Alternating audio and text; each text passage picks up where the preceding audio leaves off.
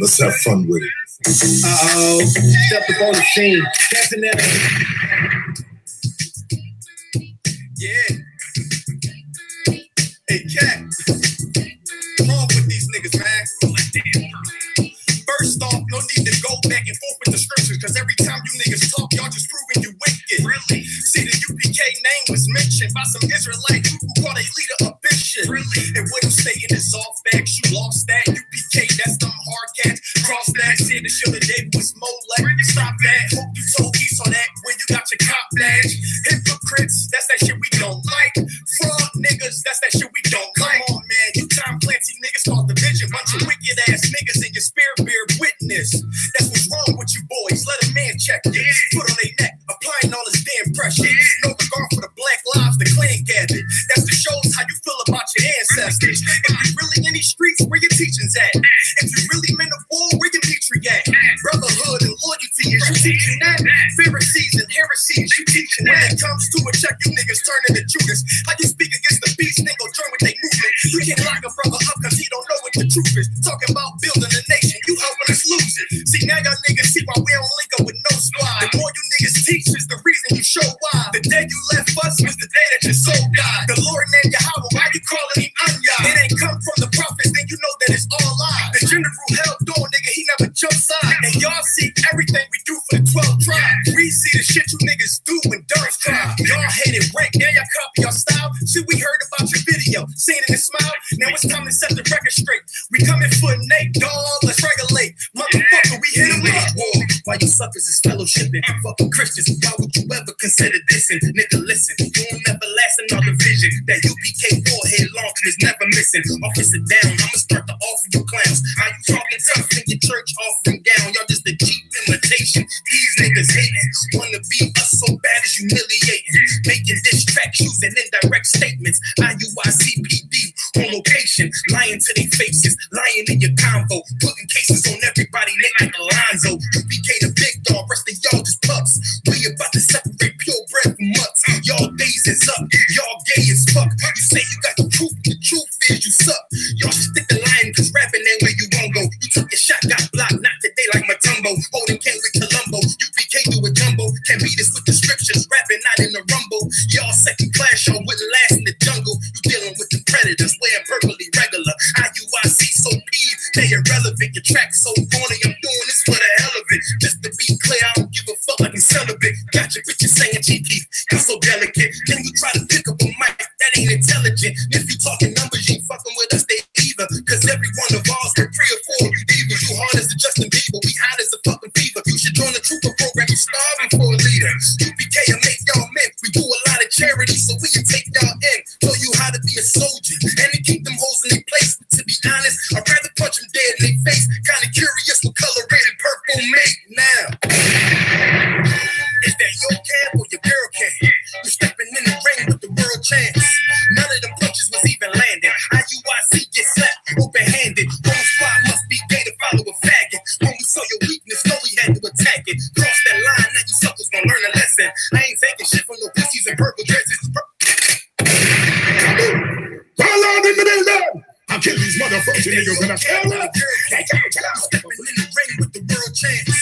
None of them punches was even landing. I.U.I.C. get slapped open-handed. Whole squad must be gay to follow a faggot. When we saw your weakness, know we had to attack it. Cross that line, now you suckers gonna learn a lesson. I ain't taking shit from no pussies and purple dresses, purple blouses. I know them bitches running your houses. I see you worship women, I know we're wearing the trousers. Really, I prefer that we take it straight to the warfare. What we doing here? Folding y'all like a lawn chair. It's the wrong year. Baby, y'all get the point clear. Squad too soft to beef with true bosses. You can thank the general sending you all these losses. Then you go to Ghana, so far from Americana, so you can get the little ones naked in their cabana. I see what purple rain and Bambada they got in common. They ever touch my kids, I'ma bury them, never find them. Next time, better watch your mouth and watch your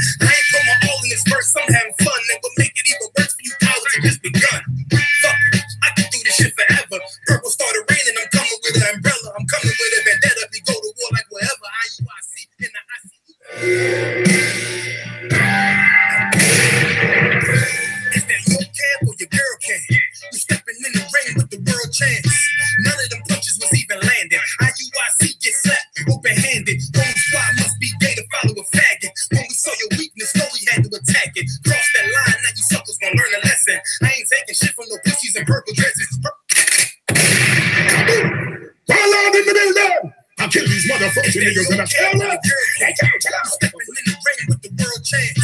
None of them punches was even landing. I.U.I.C. get slapped open-handed. Whole squad must be gay to follow a faggot. When we saw your weakness, know we had to attack it. Cross that line, now you suckers gonna learn a lesson. I ain't taking shit from no pussies in purple dresses, purple blouses. I know them bitches running your houses. I see you worship women, I know we're wearing the trousers. Really, I prefer that we take it straight to the warfare. What we doing here? Folding y'all like a lawn chair. It's the wrong year. Betting y'all get the point clear. Squad too soft to beef with true bosses. You can thank the general sending you all these losses. Then you go to Ghana, so far from Americana, so you can get them little ones naked in their cabana. I see what purple rain and Bambada, they got it coming. They ever touch my kids, I'ma bury them, never find them. Next time, better watch your mouth and watch your rhyming. Never mention general, right? And guess what else they do? Go and have sex with men. That's what else they also do. Now remember, I said it here tonight. Remember, if you want to know how you know a prophet, you know him by his prophecy. There is going to be a sex scandal in that fake Israelite group that has to do with homosexuality. The leaders of that thing are obviously homosexual. It's obvious. It's almost, I mean, it's, I turn the tape on and I go,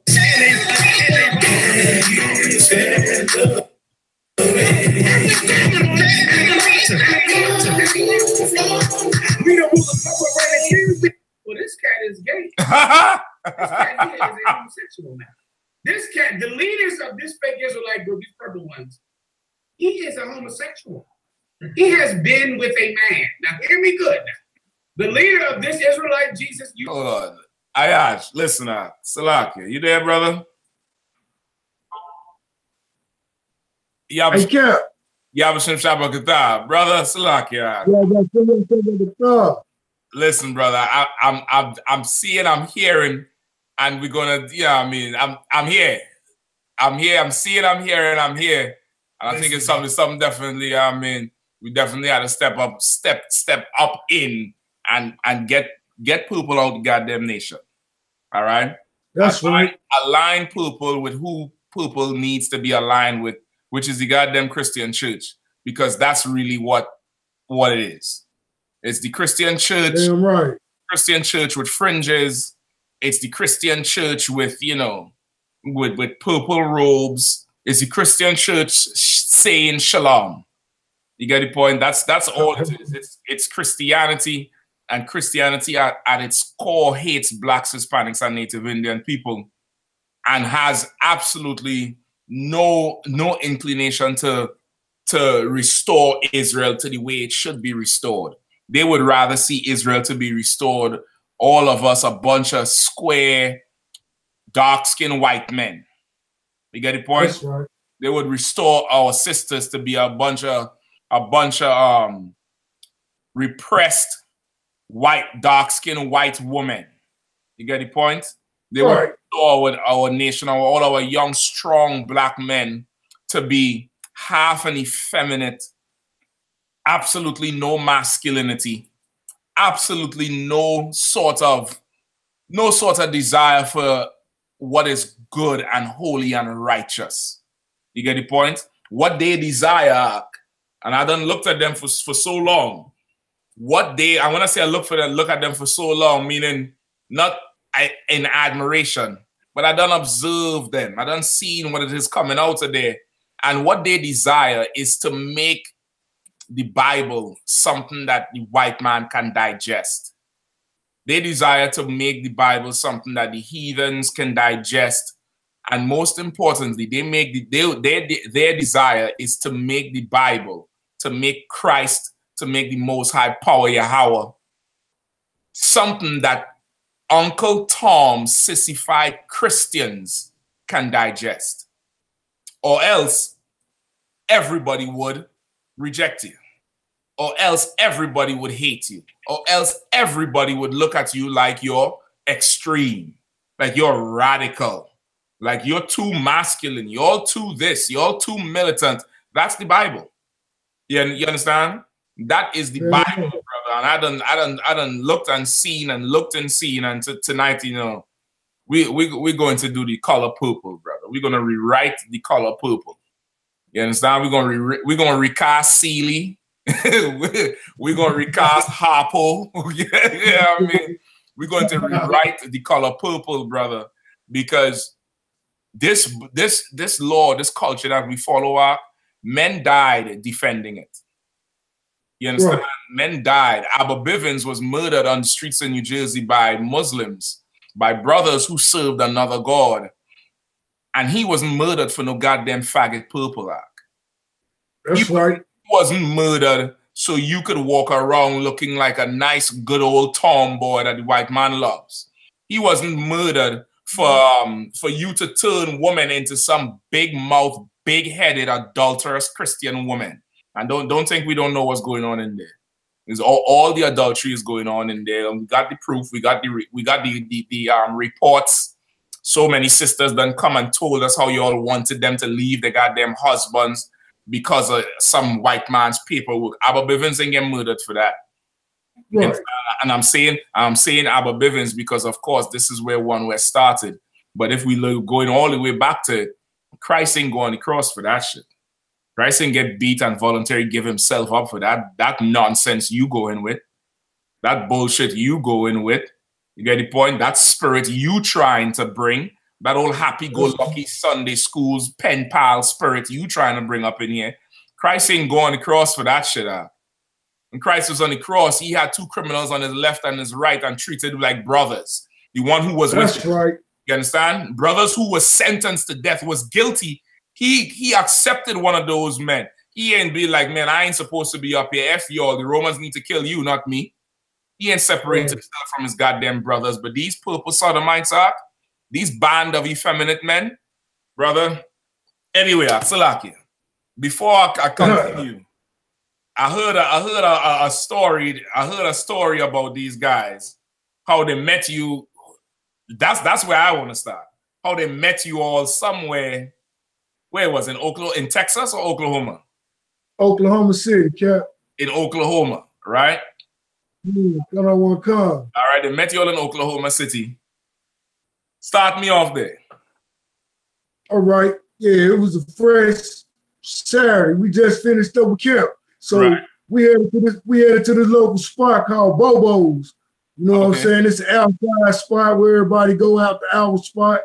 But we rolled up to the spot and it was like 3 of them purple dudes, like a couple of them up there. They was at the counter, like they was ordering their food, you know, or they already had ordered their food. So there was, when you all rolled up, they was already there? They was already there. All right, go ahead. And so they at the counter, you know what I'm saying, already there handling their business. Then they turned around and saw us behind them. So wait, is this like a restaurant in a strip mall, or is it they got their own building or something? No, it's just a little trailer that they serve food out of in a little vacant lot. So, and it's just a trailer set up. So it's a trailer. Go ahead, Salaki, go ahead. I was saying, yo, we in Oklahoma, it's kind of country. So it's just in a little lot, like a food trailer. Listen, ain't nothing country about that. That's Israelite. That's Israel. That's right. That shit at all. That's Israel. So listen, in most cases, that's where the best food come from. I ain't go front. Yeah, I went to California last year. Gadal carried me by this what was a burrito stand, brother? I think it was a burrito stand, burrito and taco and all that shit. Brother, I got so hooked on the way to the airport, brother. I nearly missed my flight because I had to go get 2 more. And it's just a stand in a lot. That's Israel. We got them all set up around here too, you know, and yo, that is the best food, like the Bobo chicken. Man, I knew Bobo personally actually before he died, you know what I'm saying? Right. And man, he's an older black dude, it's a black-owned business, so we fully support that. Right. And I mean, they got the big chicken around, you know, they killing KFC and all that other stuff. Listen, man, I feel you. So but back to the story. Back to the story, Cap. These cats was already in line ordering their food. Let me catch up to you. So the purple people there, then you all walk up. But of course, there's no way for them to know you're behind them because there ain't no door. You know, sometimes you walk in a restaurant, they have a little bell on the door, a little ching-ling, or you know what kind? We all in the open. There's no way. We all in the open. Yeah, you all just walk up. So all right, so their backs to you, or they ordering their food. You all walk up, of course.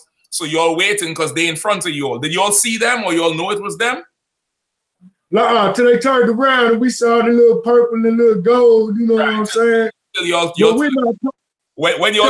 we not calling them in, you know what I'm saying? We just finished camp. We home. We ain't worried about them, you know? Right. So when they turn around, y'all saw the Victoria's Secret summer line, the purple line. Come on, one car, damn right. And let me tell you, when they turned around and saw us, Cap, it's like you could see the fear in their eyes. They thought we was gang banging or something. Oh. They didn't even get their food, Cap. They left to go get some more of their men. Wait. They came back. They left their food. They didn't even get the food. They left and got the big dude, the big sodomite dude. Wait, hold on. Wait, stop. Let me catch up to it. So wait, y'all walk up to the restaurant and they left the food on the damn counter. Come out of one car. They did not get their food. They jumped in their car. They saw us and they jumped back in their car and like they retreated to go get some more help or something.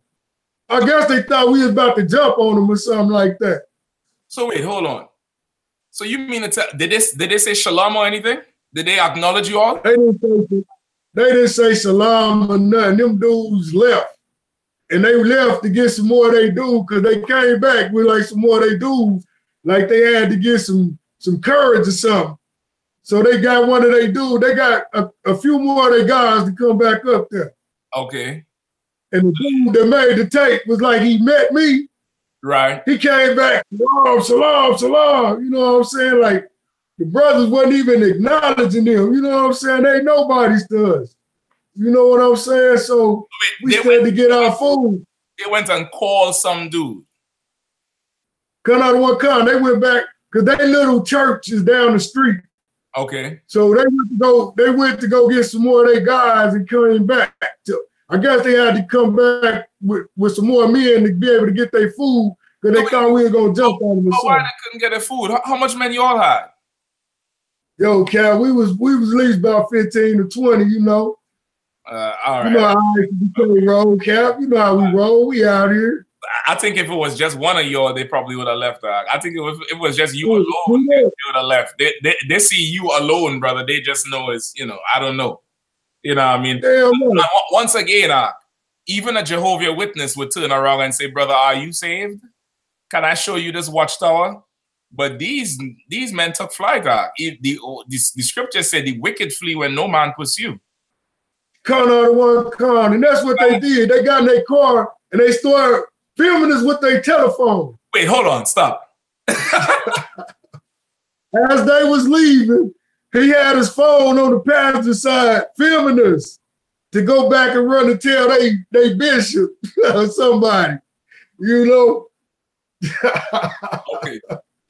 So they go, they film you all, they left their food, they went back to wherever, and then they came back with, I guess this is the guy on the tape?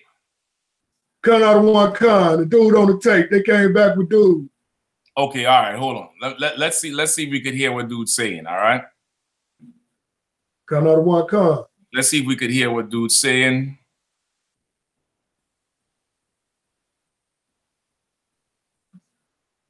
Seen this brother before, and this is what's crazy. I'm gonna go ahead and tell the story. You know, it is what it is. Bring it out. Basically, we seen these brothers. It was me, myself, and was there 2 or 3 more brothers that was? Basically, there was a couple brothers up there, Bobo's, whatever the case is, and we went up there to Bobo's. Bobo's is a chicken spot in the hood right down the street from where we at. Famous in Oklahoma City, right? And we go there to get chicken every time. Like after the Sabbath, we may go there and get some chicken. Well, we went to go get some chicken this after the Sabbath. Well, anyways, we go there and we hop out the car, look up, and our brothers is at Bobo's. So wait, hold on. I thought, so he's saying he came there and he saw y'all. But what you saying is some of them men was there first. And then all showed up and went and called him. Come out of one car. They went to go pick him up or something, or told him to follow them up there. All right, let's listen some more. 15 deep. Like I said, God damn. He said that 15 deep, like God damn, yo was out there thick as shit. Yo locked the whole block down. God damn, huh? Damn right. Damn right. He's like, they was 15 deep. I guess. It's like they never saw masculinity before, Cap. Well, goddamn, man, shit. Like I say, a Jehovah's Witness would offer a nigga a watchtower before he go anywhere. Damn right. Yeah, let me hear some more. So 5 of us. Mine was like 20 of them. Right. Oh shit, the number changed from 15 to 20. God. you know them cartoons when a nigga guy, he gets ass whooped. It was 2 niggas, but somehow it feel like 20. That's right. So the number was 15 deep. Nah, nigga, it was like 20 of them. Me? Yeah. Speaking out, man, hey, I got love for my people, man. I got love for the nation. So I walked up in the middle of them. So he's a deacon? That's what his name is? I don't know what I guess he is a deacon. Deacon Fry, something, whatever. Deacon. Listen, the day commander Gen.YAHANNA changed that shit to deacon and bishop. I'm leaving. You ain't calling me no deacon. Deacon, nothing. Bishop, nothing. Elder, nothing. Call out of one call. Christian. It's a lock here. Anyway. So, like I said, they kind of standing around. I walked up in there and I said, hey, shalom. And you know what I got back? Y'all know what I got back? Crickets. It was a big shalom in unison from everyone. Shalom. Wait, hold on. Wait. Why? Hold on. Let's go. Hold on now. It was a big shalom. So okay, in his account is that he pulled up to get chicken. He saw y'all there and he gave a big salute, right? You saying the man was there before, left and went and called him, and then he came back. Coming out of one car. Okay. Coming out of one car. He ain't lying. So the dudes was already there and they saw us behind him in line and they retreated like we was about to jump on them or something. They didn't even get their food, and they went to go get back up. So that's when this dude came. This dude came after the fact, coming up talking about shalom, shalom, Right. And what do y'all do when he say shalom? We just looked at him and proceeded to do what we do because them guys are nothing, We just proceeded to get our food and just. We amongst ourselves. We ain't worried about nothing. Right. You ain't sweating him. You didn't really respond to him. If maybe a couple of brothers did say shalom. Probably a couple of brothers said shalom, some younger men or something, but just like his partner said right there, crickets. Well, that's what I want to hear because one man say something, then he say a resounding something. So they obviously they're not on the same page about what the fuck happened. Cut out of what car? Right, hold on. In the middle of them, it was all, like I said, they kind of standing around. So, like, no, you notice he describing it a certain way. Like, I woke up all in the middle of them as if, he's Daniel and the fucking lion's dead. Cut out of one car. Yeah.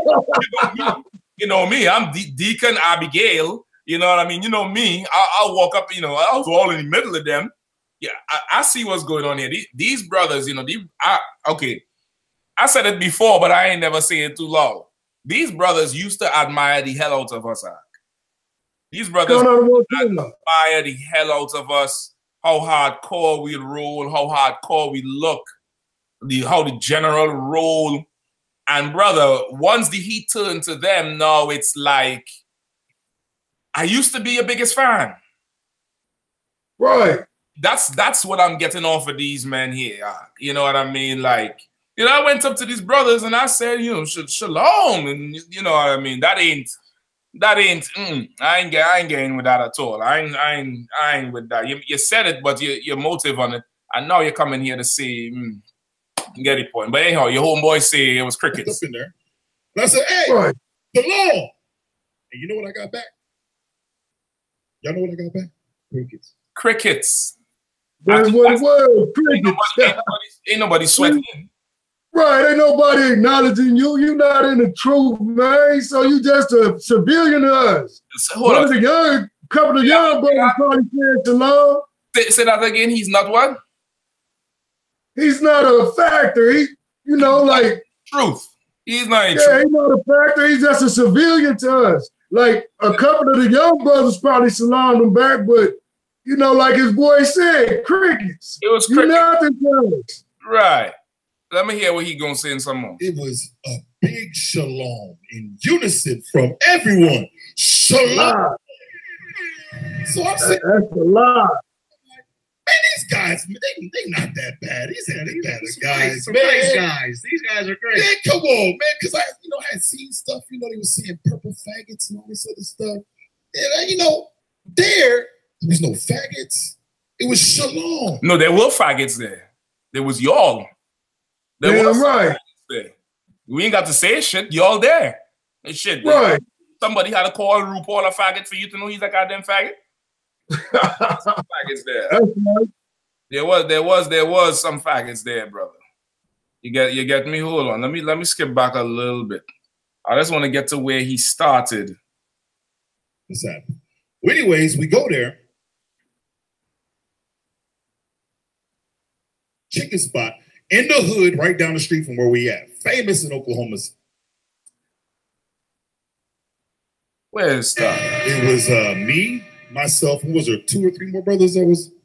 Basically, there was a couple brothers up there, Bobo's, whatever the case is, and we went up there to Bobo's. Bobo's is a chicken spot. You see, he says in the beginning, right? Basically, yeah, he started to say it. He started to say it, so he done switch the whole story up, right? Kind of he like, okay, like we ain't listening to you. He just said, yeah, well, there was a couple of brothers up there at Bobo's. Then we went up there. But right. We pulled up and saw them. So now I ask your story lining up with the shit they can't keep inside. That's right. With the, even as they're trying to, make the shit, trying to do what cops do. Damn right. You ever write a statement for a cop? you ever write a statement for a cop? Some shit happened. You there. You had to write the statement. Brother, by the time you go to court the next day, your statement is not the fuck what you put on the paper. It ain't. That's right, damn right. You get the point? That's okay. We're dealing with the PD here, bro. So now, okay, so he said it there, right? In the hood, right down the street from where we at. Famous in Oklahoma City, right? Oh, let me back up some.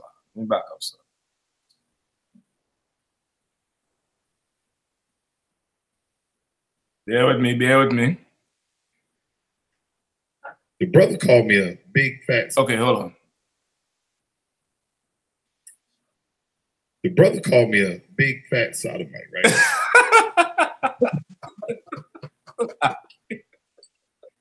Yo.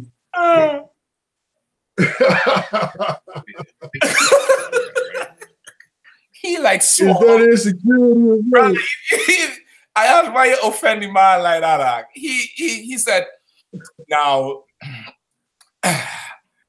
the brother called me listen, the brother called me a big fat sodomite. I want to get his feelings out. I actually call him a big fat sodomite. Did you call him a big fat sodomite? Nah, Cap, I called him a big sodomite. I didn't say nothing about fat. All right. You know what I'm saying? All right, no sweat. Hold on, let me see. When they was innocent. Hold on. All right. Innocent brothers in New York. No, that brother is insecure. Away from their families. Just like we call LeBron James a big superstar. Hold on, let me pull up what you say. Because, okay. In Oklahoma City, we got this big purple sodomite. Shout out to one cuz. So he just exaggerating everything he's saying. So wait, hold on. Oklahoma City, we got this big purple sodomite. You say this big purple sodomite. He is like, he is like, no. He called me this what he said you called me this big fat. This big fat sodomite. That's what he said, right? He cut out one time. Well, first and foremost, I want to deal with something real quick. The brother called me a big fat sodomite. Right? He said, first off, hold on. You called me fat, nigga. No, you called himself fat. I asked you to address that out. Did you call him a fat sodomite? Nah, sir. All right. I called him a big purple sodomite. All right, explain yourself, brother, please. Explain that for me. I called him a big purple sodomite because it's like Steph Curry's a big time ball player. Right. I don't mean he's big in size. It's just he's good at what he do. Right. Steph Curry, he ain't no big tall dude. He's, you know, right. NBA, he's short. Right. So you mean big? You mean big in terms of this dude is, you know, is like a major sodomite. He's effeminate. Exactly. Weight was not a factor. You know, I wasn't talking about his weight. But this guy must be so insecure about his weight that he had to add that fat in there. I have to say weight was not a factor. Good night. So, so he said, I want to deal with something real quick. The brother called me a big fat sodomite, right? I've seen this brother before, and this is what's crazy. He's a big fat sodomite. So you talking about, you know, he's just so, you know, they're so effeminate. He's a big effeminate. He's a big sodomite. You're talking about his weight, but of course, like a woman, all she hears is fat. You know, like, what's going on with you? You know, that coat is big. What, did you just call me fat? She goddamn. Nigga, shit, ain't nobody care about your goddamn weight. You think somebody's studying your weight? Exactly. Oh Lord. So okay, so he came up in the joint. They went and called the homies. You hear already the man said no, they didn't call him. They went and got him. They left. They went and they didn't even get their food. Right. They left. They went and get their food. They went and then they come back. He's saying now that of course he came there and, you know, there was so much, you know, love, I guess. Love for everything. Yeah. Love. And, you know, it was, you know, it was resounding love, I guess. I don't know. It was overflowing in love. What? Yeah. Go ahead. You know what I'm saying? We don't even roll like that. Like you heard the first guy said, crickets. He said, right. Salam. Then everybody says no salam back to that dude. Like, who are you? You know? I fully got you. I fully got you. I see. I fully kind of understand where, you know, where this is, where hell it is going. You know what I mean? Once again, these guys, for the most part, for the in their entirety, is, you know, it's the Christian arm of what the world would look at Hebrew Israelites as. You get the point? It's the Christian arm of it. And this is what happens when you have men that are disloyal, have zero loyalty, have zero integrity, absolutely hate and despise the leadership that raised them up. You understand? Right. That's who they are. You understand? Like in the UPK, we have full out loyal men. You get the point? That's right. You have to be loyal to be in here. You cannot be disloyal and be in here. You get the point? If you disloyal, you're not going to be here, which is why they left, because they were a bunch of disloyal men. You know what I mean? That's right. Disloyal men. Give me Second Thessalonians, please. Bear with me one.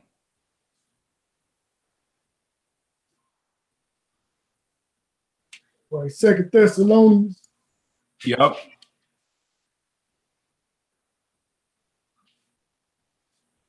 Where we at, Cat? What? Give me 1 second. Come out of one call. 1 second. 1 second. 1 second, brother.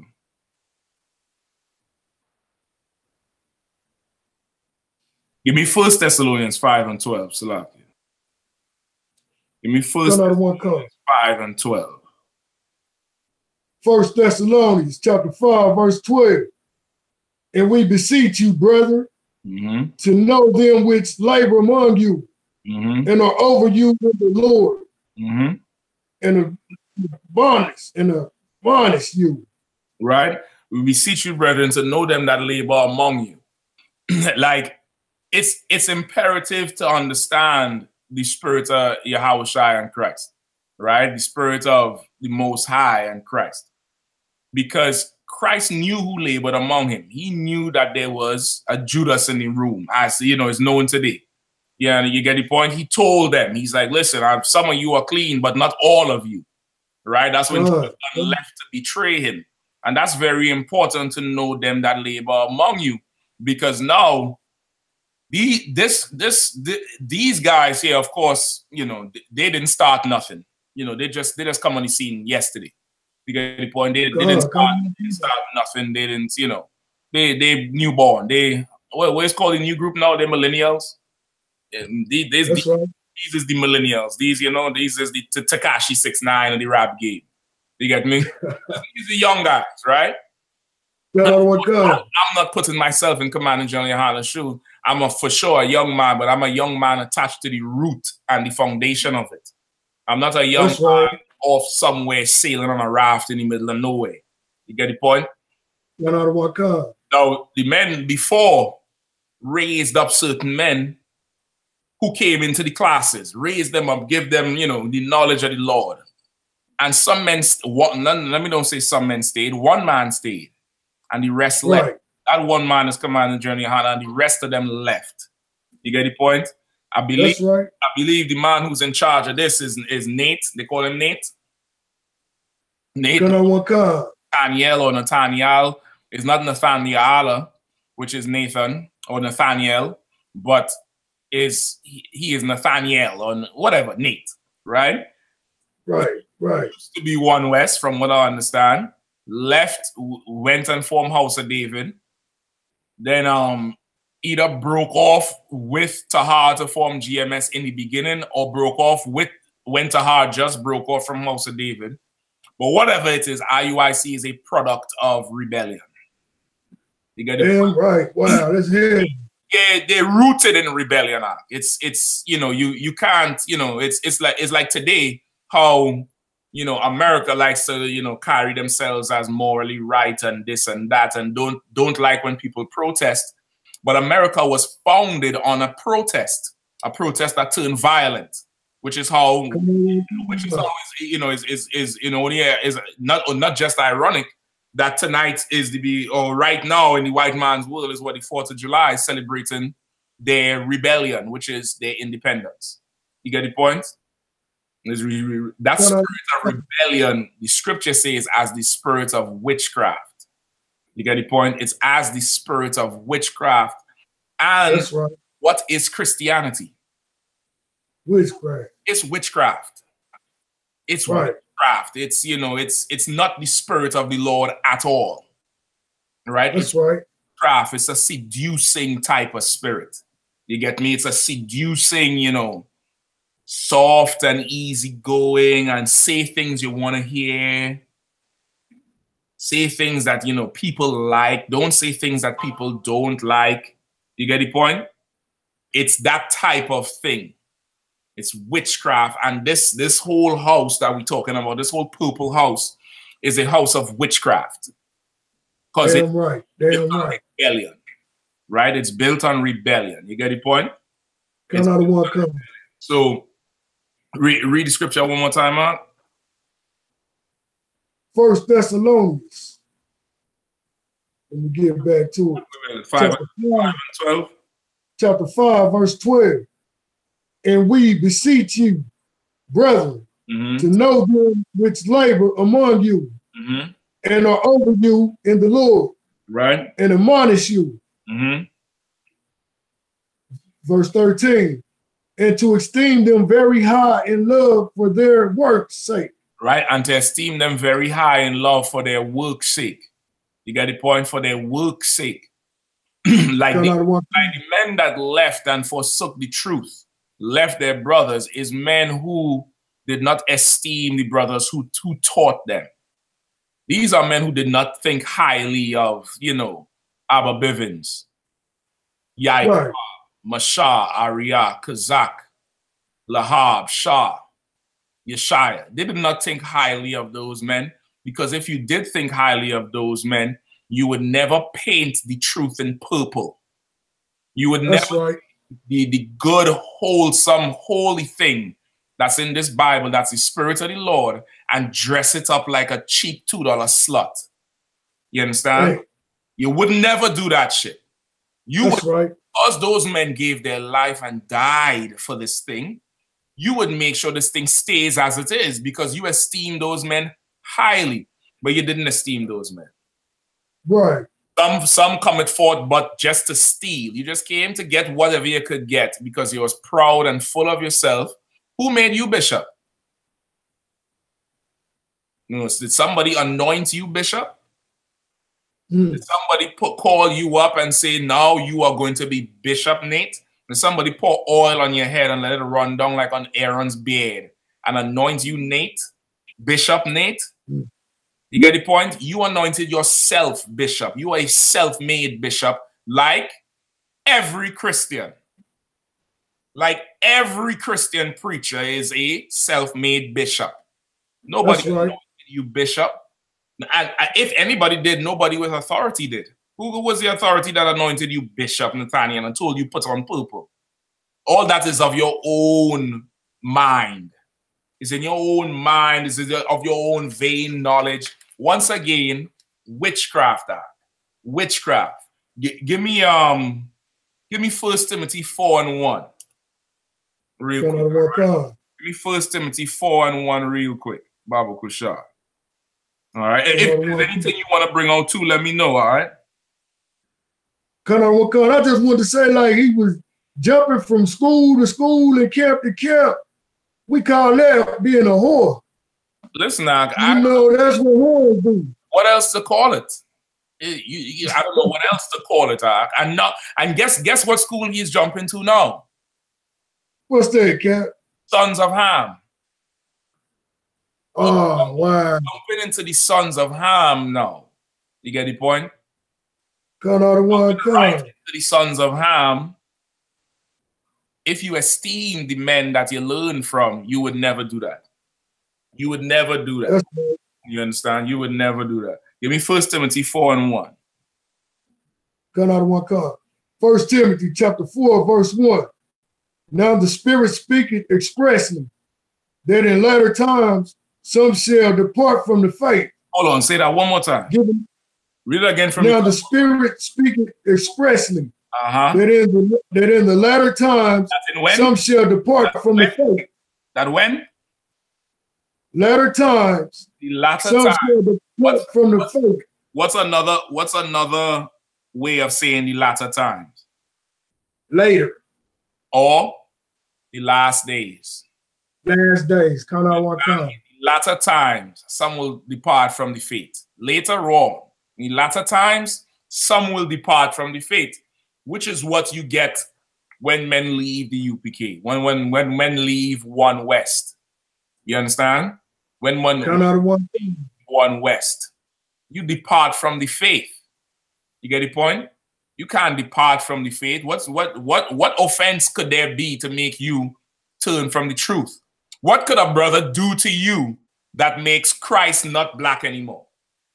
What could a sister do to you to now turn the 12 tribes of Israel into Africans or Polynesians or Chinese? What offense is there that now makes the whole truth of the Lord of none effect? You get the point? An offense is one thing if there was an offense, but nigga, you take that as an exit, you was always looking for the exit. You understand? That's right. Looking for it. You departed from the faith because there was no loyalty in you. There's absolutely zero loyalty in you. So in latter times, some will depart from the faith. Go ahead. Giving heed to seducing spirits. Giving heed to what? Giving heed to seducing spirits. Giving heed to seducing spirits. Seducing spirits. What is a seducing spirit? Anybody know? What is a seducing spirit? something that's drawing you in the wrong path, you know, seducing, like leading you away from something into something else. Right. Like a seducing spirit. Can a man seduce you? Hell no. Who could seduce you? A woman. A woman. So what kind of spirit this has to be to be a seducing spirit?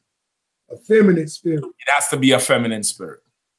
You understand? It has to be a feminine spirit, which is why you call them a big sodomite. Because that's the spirit on them, brothers, is a seducing. It's a soft, womanly spirit. You get the point? That's why. Oh shit! The UPK phones out. You're back up. Go call the biggest seducing spirit, and he didn't come there to observe if they was worried about something. He didn't come there to see, well, what's going on. He came there with another seducing shalom, like if it's all good. Come out of one cup. Have that seducing spirit. That seducing spirit thrives in the Christian church. You understand it? It's there. That's why, you know, they got the flowers and the nice satin and the linen. You get the point? That's why it's like that. Why you think their whole style looks like that? The whole style is a seducing spirit. You see what's going on here, right? Huh? You see the nice little and the purple. They you got to color coordinate, like how Ludacris said. You got to color coordinate. You understand? You see the whole, you know, it's a seducing spirit. You understand? You see him with the little shave, the little half mohawk, you know, the low haircut. The dude on his right is about, you know, the most menacing looking thing there because of the braids, but everybody else look like, you know, daddy daycare. It's edged up and everything. You get the point? It's a seducing spirit. It's, you know, a soft spirit. It's Bishop, you know, Nate and right, and Deacon Abigail. You get the point? It's a seducing spirit, and it's by design because that's who they are. You get me? That's who they are. They're Christian. You understand? They fully Christian, and I could show you that they're Christian. All right. Let me get some more. Hold on. Friends ain't coming through your door. I get it. I understand. Trust. We're not tithing over here. What? Wait, hold on. What he say? Trust. We're not tithing over here. He said we're not tithing over here. I thought they was all about laws. That's right. I thought they was all about laws. This is some New Age Christianity here, brother. Even Joel Osteen won his tithes. These is right. New Age Christians over here, brother. Tithes is a law. It's a law like every other law. You understand? You know what is not a law? If a woman is married to a man and there's no marriage certificate, she must leave him. That's not a law. That's no. And that's what they do. You know my story? There's a sister right now in the DC school, brother. They was plotting on her. They put her in a women's group. She tried going there last year. They thought they had the truth, went up in there. Once again, being seduced by the purple. The sister would tell you herself, she grew up in the Christian church and she knows Christians when she see them, and they are definitely Christian. They had a women's group, and every women's group, they would always talk to her about be not equally yoked, this, that, the other, and was plotting on her to divorce that husband and was already trying to push her towards, you know, marrying another man. That's what they do because they're Christian. They're Christian. So, you know, he said, you know, we don't tithe over here. We're not tithing over here. If that's what you upset for, rest assured, we're not tithing over here. We're not forcing the people and telling them you better have 10%. You better. So what the hell is what is you talking about? What is you talking about? Tithe is a law.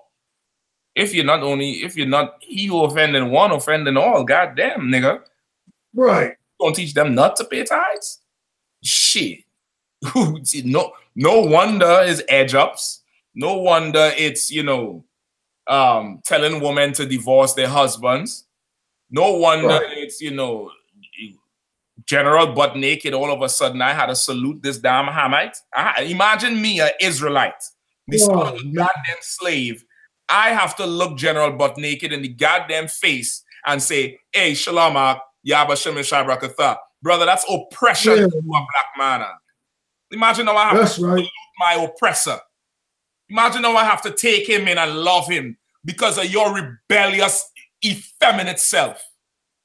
That's what I have to do now. I had to raise my little children now. Hey, salute General Butt Naked. Is you crazy? You sick? It's a bunch of Christians. It's Christianity. You get the point? It's Christianity. That's all I could tell you. It's full out Christianity. Read scripture again from the top out. Come out of one card. That's 1 Timothy chapter 3. Chapter 3, verse. No, so like First Timothy 4:1. Come on, one come. 1 Timothy chapter 4, verse 1. Now the Spirit speaketh expressly that in the latter times some shall depart from the faith, giving heed to seducing spirits and doctrines of devils. And doctrines of what? Doctrines of devils. And doctrines of devils. What does that mean, Ak? Doctrines of the so-called white man, Christianity, anything that's not the truth.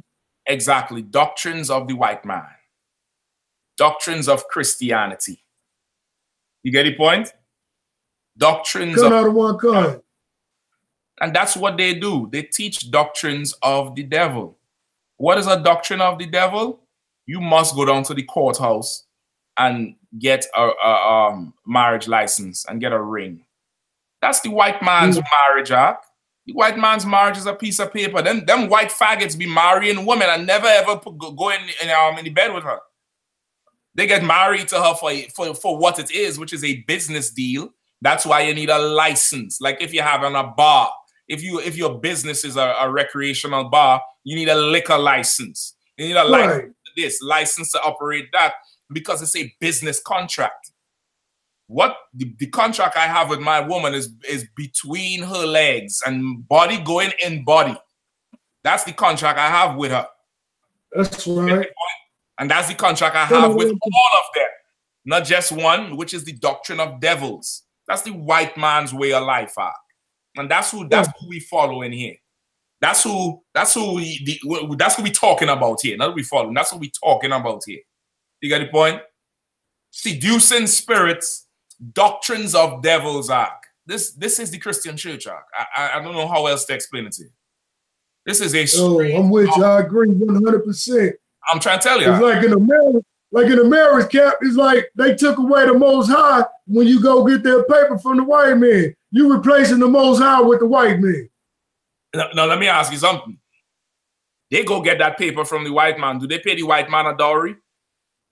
Since they had to get permission from him to marry the girl, do they go pay him a dowry? Now, we're talking about... I believe so. I don't know, because you got to pay the preacher. You got to pay for the license. You got to pay for the license, but they ain't paying for no dowry. They ain't paying for no dowry. They ain't no. They ain't doing none of that shit.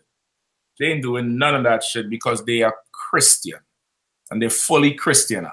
And there's nothing, it's Christian. It's you get the point. It's disgusting. Let me see some more on this tape here. Bear with me one. Seducing spirits, doctrines of devils, right? Come out of one card. Hold on. The person's name that was shot. Why isn't it an doctrines of devils, right? Hold on. Let me get me back here. Hold on. Let me get back here. Where we at?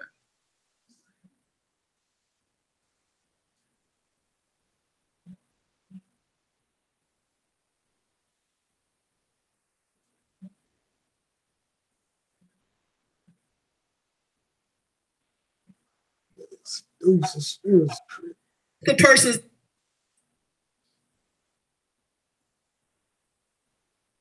and we teach repentance a lot.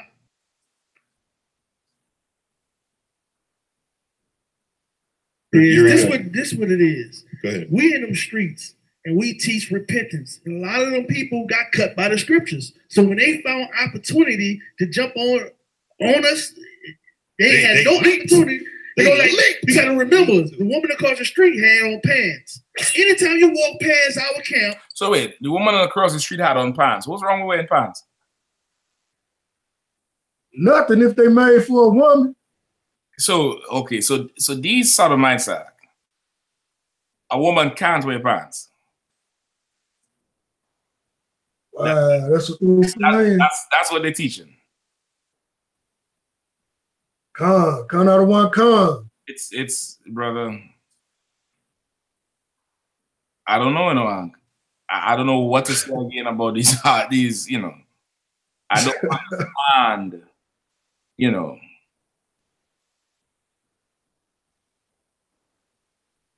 All right, hold on. Deuteronomy chapter 22 and 5 is coming out. That woman got cut. Brother don't have no beard. Scripture coming out. Right, hold on. Deuteronomy 22 and 5. That's not talking about she can't wear pants, period.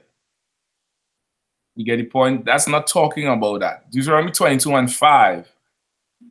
A man shall not wear that which pertains to a woman shall not wear that which pertains to a man, correct? Are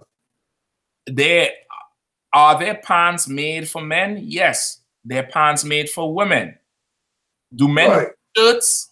Do men wear shirts? Yes. Do women wear shirts? Yes. They're called blouses. Cut. A woman wears a blouse, a shirt that's made for a woman. A man wears a shirt that's made for a man. There's pants that are made for women. There are pants that are made for men. That's not what the scripture is talking about. The spirit of the scripture is a woman is not supposed to take on the appearance of a man, meaning she's not supposed to dress herself masculine like young Ma, like young M.A. I keep calling her young Ma, like young M.A. She's not supposed to take on that appearance of, you know, looking like a man. And a man not supposed to be looking like a woman, all soft and tender and purple. You get it? That's right. Man ain't supposed to be looking like that. You understand? So that's not what Deuteronomy is talking about. It's misguided. It's you know, they're just misguided. And once again, the doctrine of that's the white man's philosophy.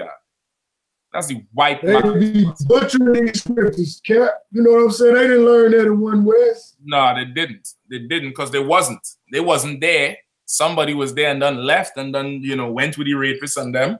You know what I mean? And if you look closely, them same rapists and them, they speak the same way about black people like them. You just a nigga. That's right, they do. Nigga this, nigga that. Who the hell cares about Trayvon Martin? Remind me to pull that up tonight too. I ain't letting that shit die. I ain't letting that shit die at all. Because they hate black people. You can say it again. They hate our people. They hate black people. Just like who? We said that we're not after the niggas. That's it. That's it. They hate black people just like the Christian church. Ye are of your father, the devil. That's it. That's why they doctrines of devils. That's right. You understand? Yeah, brother. It's coming out about beard. You gotta remember, Officer Uriel have a. So now he said, brother walk by the camp. He don't have no beard. Scripture coming out about beard. Now that's true. A man should have a beard if he can grow one. Not everybody can grow a beard. Once a man could grow a beard, he should keep one. So if a man walks by the camp with no beard, you mean to tell me you gonna stop your speaking to bring out he ain't got no beard? Where you learn to teach? Where did you learn? Where did you learn that from? That's what Christians do. That's what Christians do. You see what sister so and so had on today. She should be wearing that. You see what brother so and so wear today. He shouldn't be wearing that. You looking at the beam and everybody else eye instead of taking out the faggots from your own church. That's right. Worried about women wearing pants and men having no beard and the faggot chasing trannies on back page all up in church. All up in there. Listen, I hate to think he had a woman up in there, brother. This man plugging white men in the behind and going up in some woman up in there. Good night, Irene. Good night. Good night, Irene. Good night. Christian church. It's nothing but Christianity. They don't understand, you know, what it is. They don't want to talk about, you know, some kind of dress code or, you know, women are supposed to wear. Nigga, what is you forcing everybody to wear purple? Where's this purple shit coming from? You get my point? Like, what is, you know, what is this whole, you know, what is this whole thing about, you know, everybody must, you know, wear this purple. Y'all ain't tithing. Y'all don't take no tithes from nobody. Ain't no sweat. Fine, that's your goddamn business. But that tithe is a law.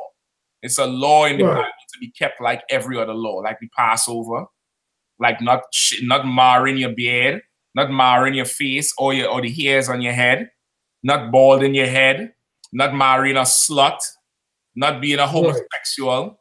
You get the point?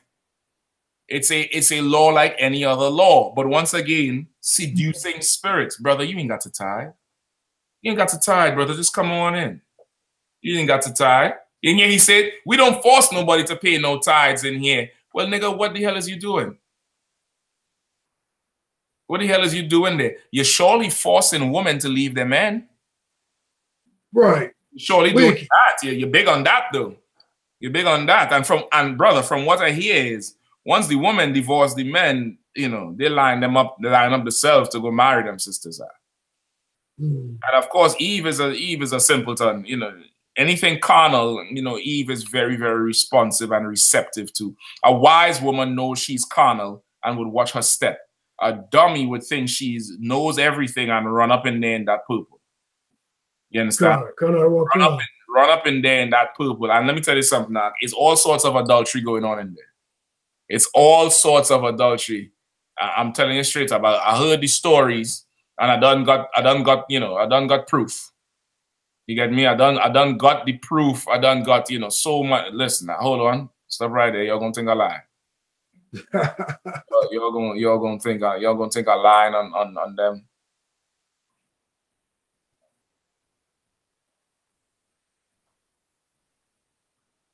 See if I can. Let me see. Wicked Christians. Say again? Just some wicked Christians. That's about it. You know what I mean? That's about the end all and be all of it. All right, this is them. All right. The scripture says the wicked woman searches for the precious soul. You know what I mean? And I'm talking about sisters out there in the world. Wait, how come they ain't wearing purple? What the hell is going on? They break it. You know purple tonight where your washing machine broke? It's in laundry? sisters that's in. Hold on. You stay in the world. The precious soul. You know what I mean? And I'm talking about sisters out there in the world. So now he pulled some scripture to talk about how, you know, whores look for a certain type of man to advantage or play, right? So whores look for a certain type of man to advantage or play. So now he's saying he's talking about sisters out there in the world, right? Listen carefully. The scripture says the wicked woman searches for the precious soul. You know what I mean? And I'm talking about sisters out there in the world. You know, same thing with sisters, you sisters that's in. Oh, he's stuttering now. He's stuttering. So women in the world, you know, loose women look for a certain type of man to play. Same thing with you sisters in you know, start stuttering. You sisters that's in.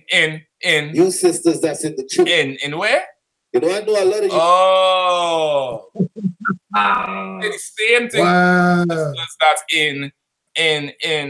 It hurts him. Like, maybe he wasn't supposed to talk about it. Right. You sisters that's in the truth. You know, I know a lot of you all, like 5-10 guys be trying to talk to some of you sisters when you all leave the house. Some of you all ignore them and keep it moving. Some of you all give in to it. And you all commit fornication. Oh, wait, hold on. Why he didn't say adultery?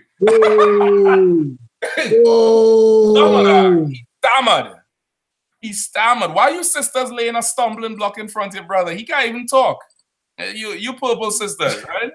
You purple high holy rollers. This nigga here just saying, listen now, you all hoeing in here. You all hoeing in the purple eye. Right. Wow. Give in to it. and you all commit adult fornication and so forth, and you all keep it secret. You understand? So wait, these women is hoeing and keeping the shit secret in there from his mouth. Wow. They do that. And I'm just saying, you know, brothers come and confess, and like some brothers come and confess and let us know and get their spirit right, but sisters keep it secret. You understand? So the brothers is committing adultery too, but they come and say, just like where, just like in the church, forgive me, deacon, for I have sinned. That's right. I have committed adultery. He just said the brothers come and confess it, but you sisters, you understand? You sisters, right? But sisters keep it secret. You sisters keep it secret, which means these brothers is committing adultery with people in the world and with people in there. And they tell them about it. And these deacons and bishops know some of the brothers is fucking somebody else woman, but the woman is shit. And then they're looking at them like, oh, that's what she did, so and so. Oh yeah. But the woman ain't saying nothing. But you got the nerve to talk about me and my multiple wives. Shut your goddamn mouth. That's right. Shut your mouth and teach them women to shut their legs. Dress just like the church. Like to look all pretty and nice and be the biggest whores. Whores. Sisters, they do that. They be hooking up with their ex. Oh, Lord. Listen, I'm stopping right there. Salaki. Wow. I think I went too far. Let me stop there before somebody gets shot in there tonight. Salakia. You understand? Wow, is that what they really, man, that's what they really about. They up there hooking up with their ex and, you know, all that, you know, whatever. You already said they, you know, committing adultery and all that shit. You already said we didn't say that. They said that out their own mouth. Brother, I don't know what the hell is there, you know. God damn. You have a whore in your midst? Like you find out the whoring. And okay. All right. Give me hold on. Wait, hold on. Jump. Stop right there. Give me Revelation 17:1. Come out of one card. Wow. Revelation chapter 17,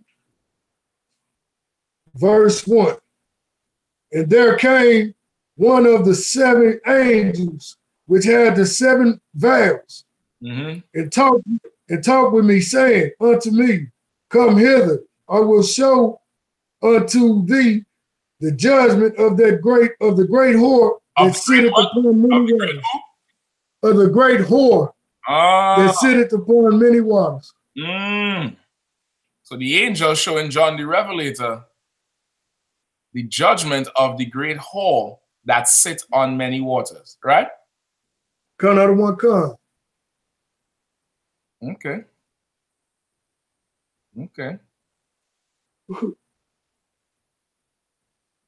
Read it one more time, up.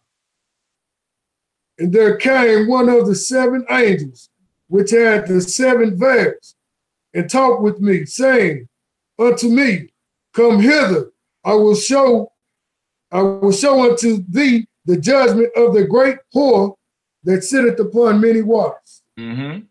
Right, the judgment of the great whore that sitteth upon many waters. Why is the vision that John is seeing in this form? Why is it in that form? Keep reading, you get it. Verse 2. With whom the kings of the earth had committed fornication, and the inhabitants of the earth have been made drunk with the wine of her fornication. Right? With whom the inhabitants of, with whom the kings of the earth have committed fornication, right? How do Israelites talk when they say, you know, the kings of the earth committed fornication? What do they say? All the rich men done had their way with them. The rich, she had her way with them. You understand? That's why the earth is drunk with her wine. With the wine of her, the wine of her adultery. You get the point? So now, understand this, Ak. Understand this. There's a woman, of course, this is all spiritual, but understanding the Bible is using the visual or what do you call these things? Metaphors, or the comparatives or the similes, the things that we see normally to convey whatever message it is, right? So now you have a whore who sits on many waters. Of course, we know that's America, right? That's right. We know that's America. And all the kings of the earth are fucking this whore. That's when they say commit a fornication. Meaning she's a hoe. Meaning she sleep with everybody for money, right? Just like right now. Is what happened with Trump and Korea? Anybody push the button? Anybody fire any missiles? Why is that? Money talk. Money talks. That's why. And that whore, she's about money. She's about, changing up her image to be loved and to be desired. She is seducing. You get the point?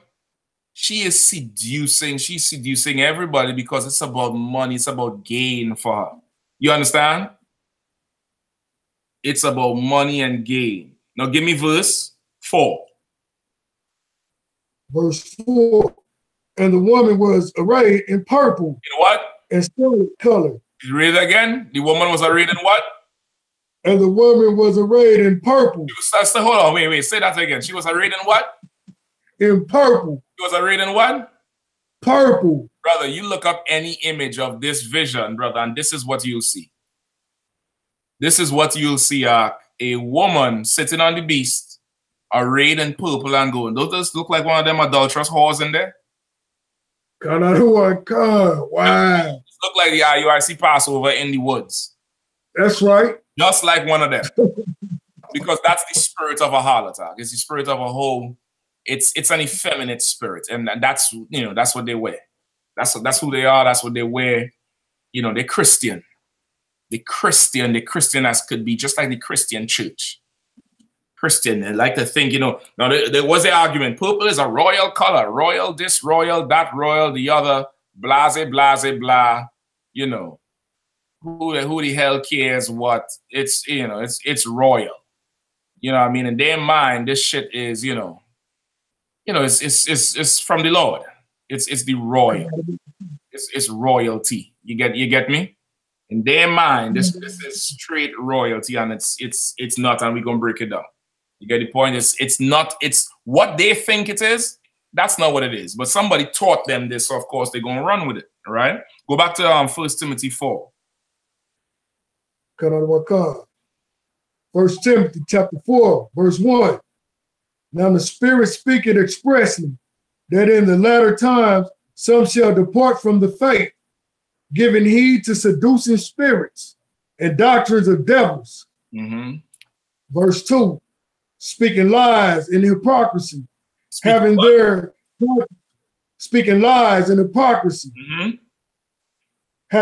conscience seared with their hot iron. They're speaking lies, Ak. What they teach and telling you is the spirit of Christ. It's the spirit of the white man. That's right. It's the spirit of the white man. It's not the spirit of Yahushua. It's not his spirit at all. If Christ was here, they would arrest Christ. If Christ was here, they would be up against Christ. They would be saying he's too militant. He too Black Panther. He too this. He too that. They don't understand the spirit of Christ. They don't understand the spirit of Christ. You think Christ would go sit with General butt naked? Shit. Nah, Christ would curse him out just like he gonna cut the woman at the well. He gonna cut that bitch to shreds. Right. Christ wasn't that type of man. He wasn't that type of brother. You get the point? And they are that type of brother.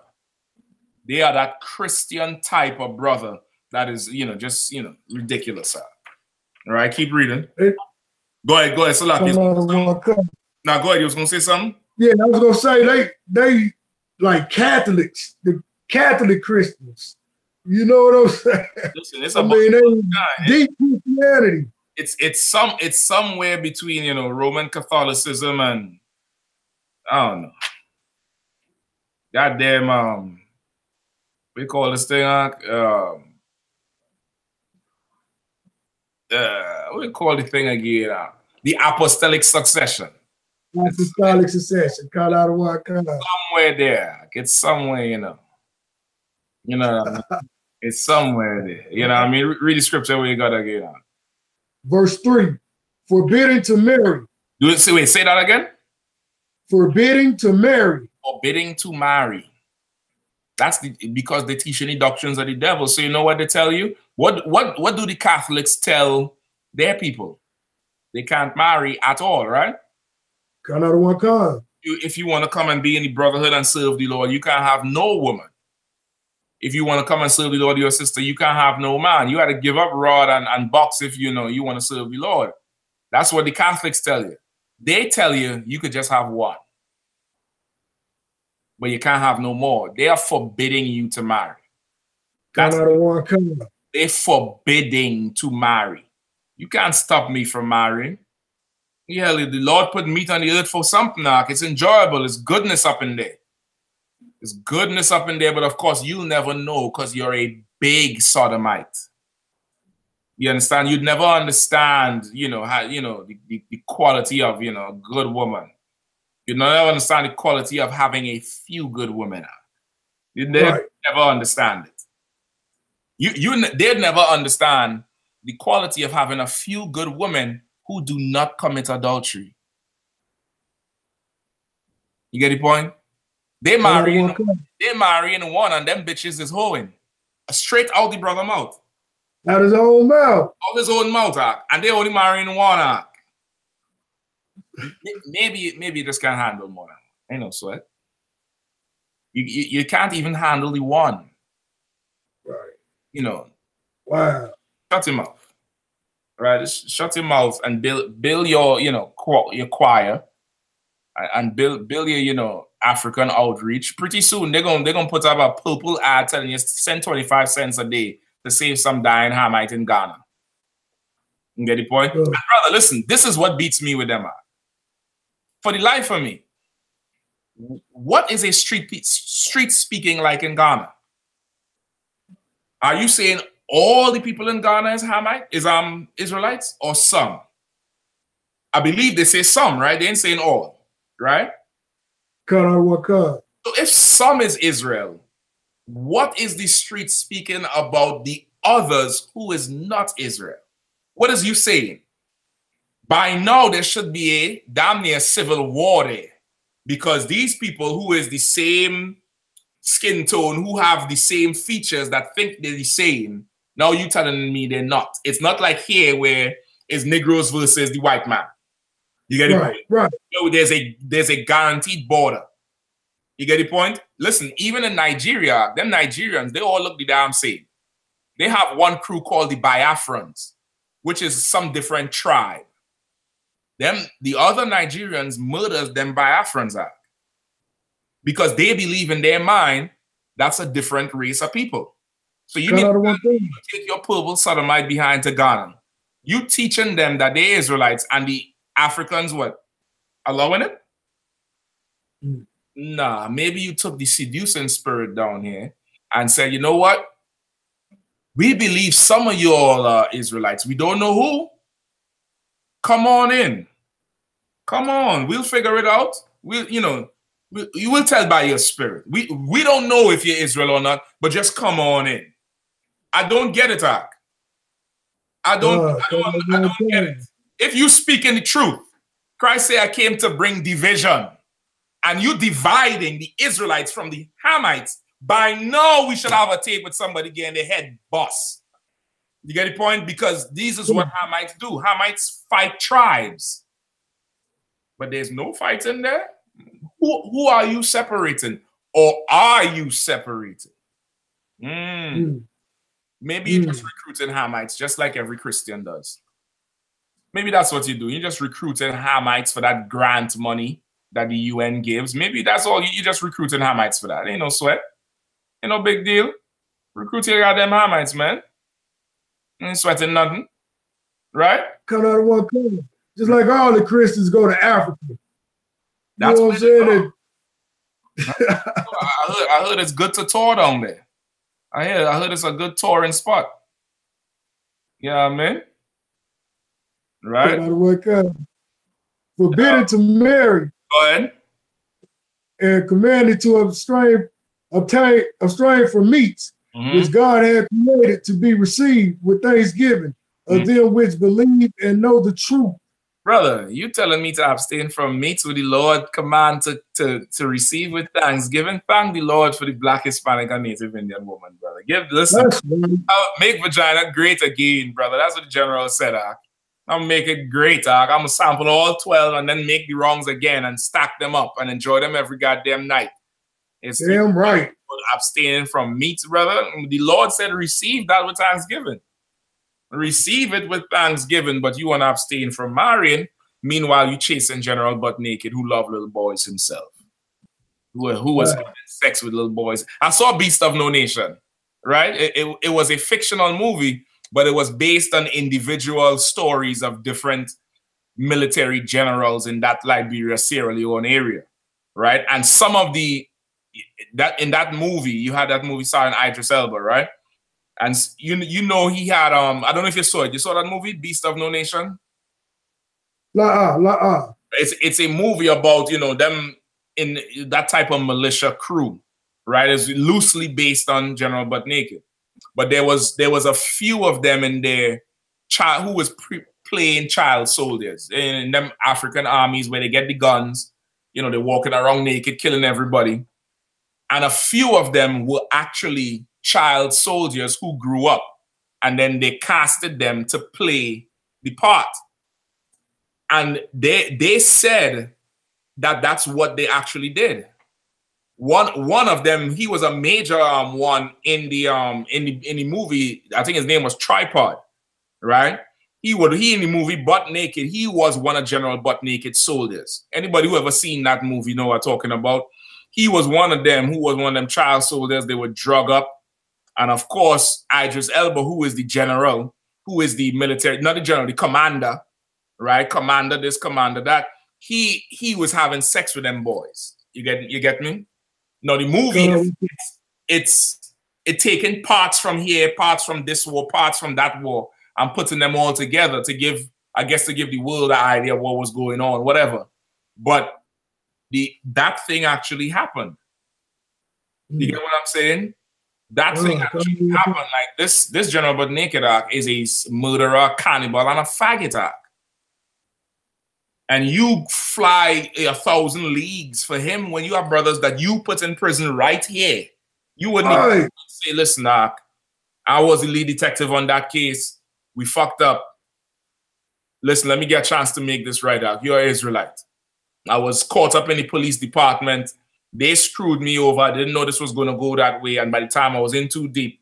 But brother, listen, you got your money. I'd like to apologize. Ain't no sweat. Come into the truth now. This is, you know, Christ is a black man. He's a Jew. The white man is the devil. White man and you. Nah, but you jump on a plane, go all the way to search this damn butt plugger. You understand? That's them. That's you know, that's them. That's the cleanliness of purple. You understand? That's the color purple. You understand? That's, you know, that's them. You get me? That's them. You seducing spirits out.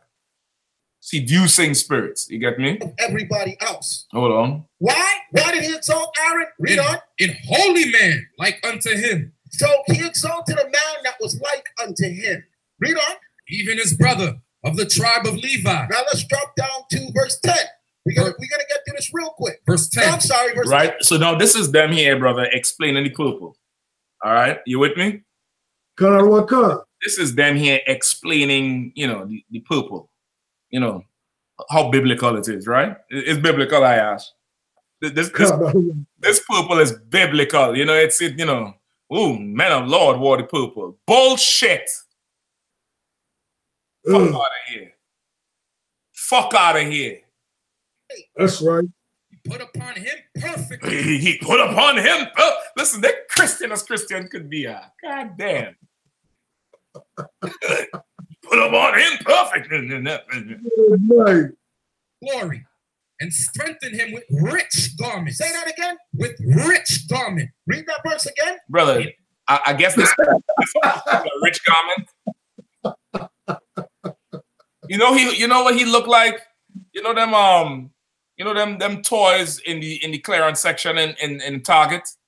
That the clothes don't fit the G.I. Joe too well. You know, look shiny in the box. By the time you open the shit, all the glitter fall off. It ain't shining no fucking more. In a rich garment, nigga, move aside, man. Man. Get the hell out of that. You never see Commander Gen.YAHANNA garment? Shit. Man, come on, man. Put upon him perfect glory and strengthen him with rich garments. With breeches, with a long robe and the ephod. Black Panthers look. Brother, this nigga looking like a geisha. This nigga looking like a straight up geisha, brother. Real talk. I was gonna say that all of them do. You know them geishas, them Chinese hoes. Tell her to work good. Geisha outfit and it's so spiritual. Geisha begins with gay. Damn. Brother, this nigga look like in the kitchen, nigga stripping like his stuff. Yo, real talk. Yo, that's real. Yo. That's in the night with the black time. Good night. Rich what, nigga? You look like a Moabite. God damn it. Exactly like that.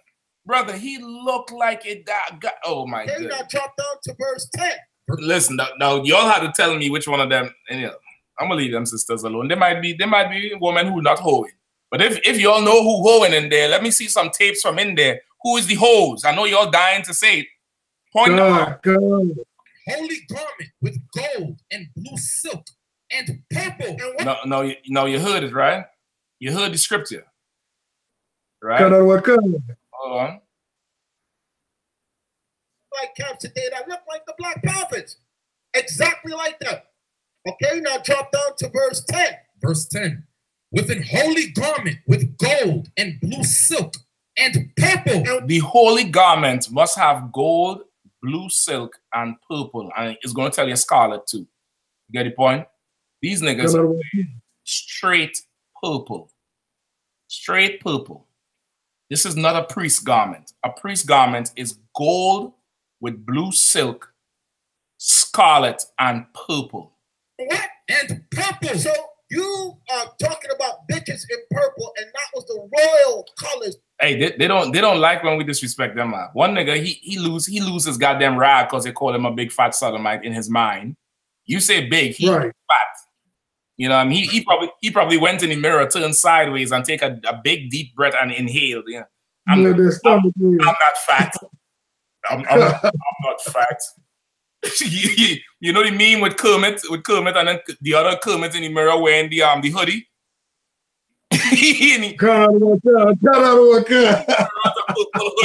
Yes, nigga, you are fat. Let me clear something up. You call me a big fat sodomite.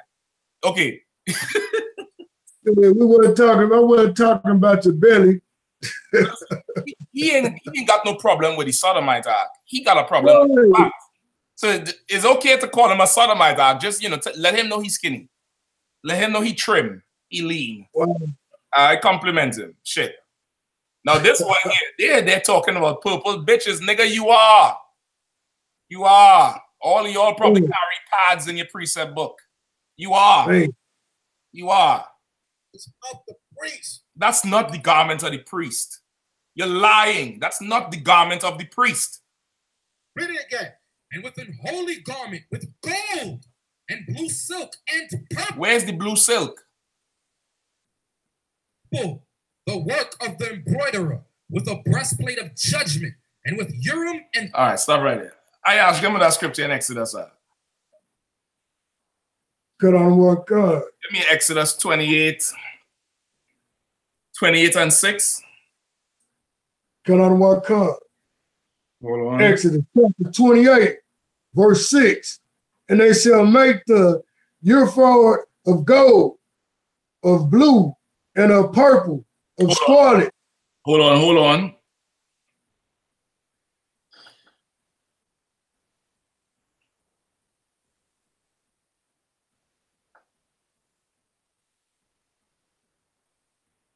Start at 1, in fact. Let me make sure everybody get the full understanding of this shit. Come out of one concept. Right? Exodus chapter 28, verse 1. And take thou unto thee Aaron thy brother, and his sons with him, from among the children of Israel, that he may minister unto me in the priest's office, even Aaron, Nadab, and Abihu, right? Eleazar, and Athamah, Aaron's son. So now, and thou hold on. So now this garment here is for Aaron. You get the point? Come out of one come. This is Aaron. This is a high priest garment. Aaron is a high priest. This is a singular garment. This is not something to be made common. You get me? Could. This is not something to be made common. It's you make it common. You made it so common. What you thought was a priest garment, one of your men went and had sex with a tranny and then shot him in the face. In the damn purple garment that you say was rich apparel. Right? Go ahead. Come out of one come. And thou shalt make holy garments for Aaron, thy brother, for glory and for beauty. Right? For glory and for beauty. This is for Aaron. Go ahead.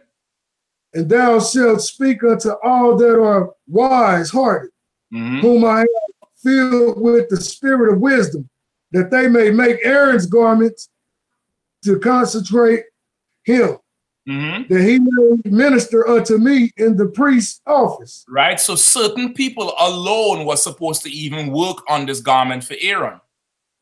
You got the point? Come out of one come. People who was wise and understand shit, certain people could work on this for Aaron. All right, go ahead. Verse 4. And these are the garments which they shall make: a breastplate, right, and an ephod, and a robe. That ephod is that long ceremonial garment you see us wear that crosses over, or the one that you pull over the top with the hole, and the pull over is nothing on the sides, and then you put your war belt on. It's called an ephod, right? Go ahead. And a robe. Go ahead. And a robe. Robe, once again, that thing that crosses over. Go ahead. Cut out of one car. And a broidered coat. And a broidered coat. You would see some of us wearing that long coat in the Passover. Everybody was like, yo, walking around like in trench coats and all that. That's biblical because that's our style. That long coat, that ephod, that robe. But now imagine Aaron had it all. Breastplate, the coat, the ephod. Aaron was looking fly than a mother.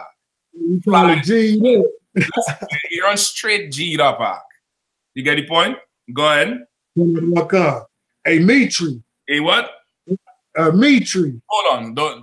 I think you started there. A mitri. Nah, you're not serious. A mitri. Brother. Hold on. You said a mitri. A mitri. Hold up. So Aaron wore a mitri?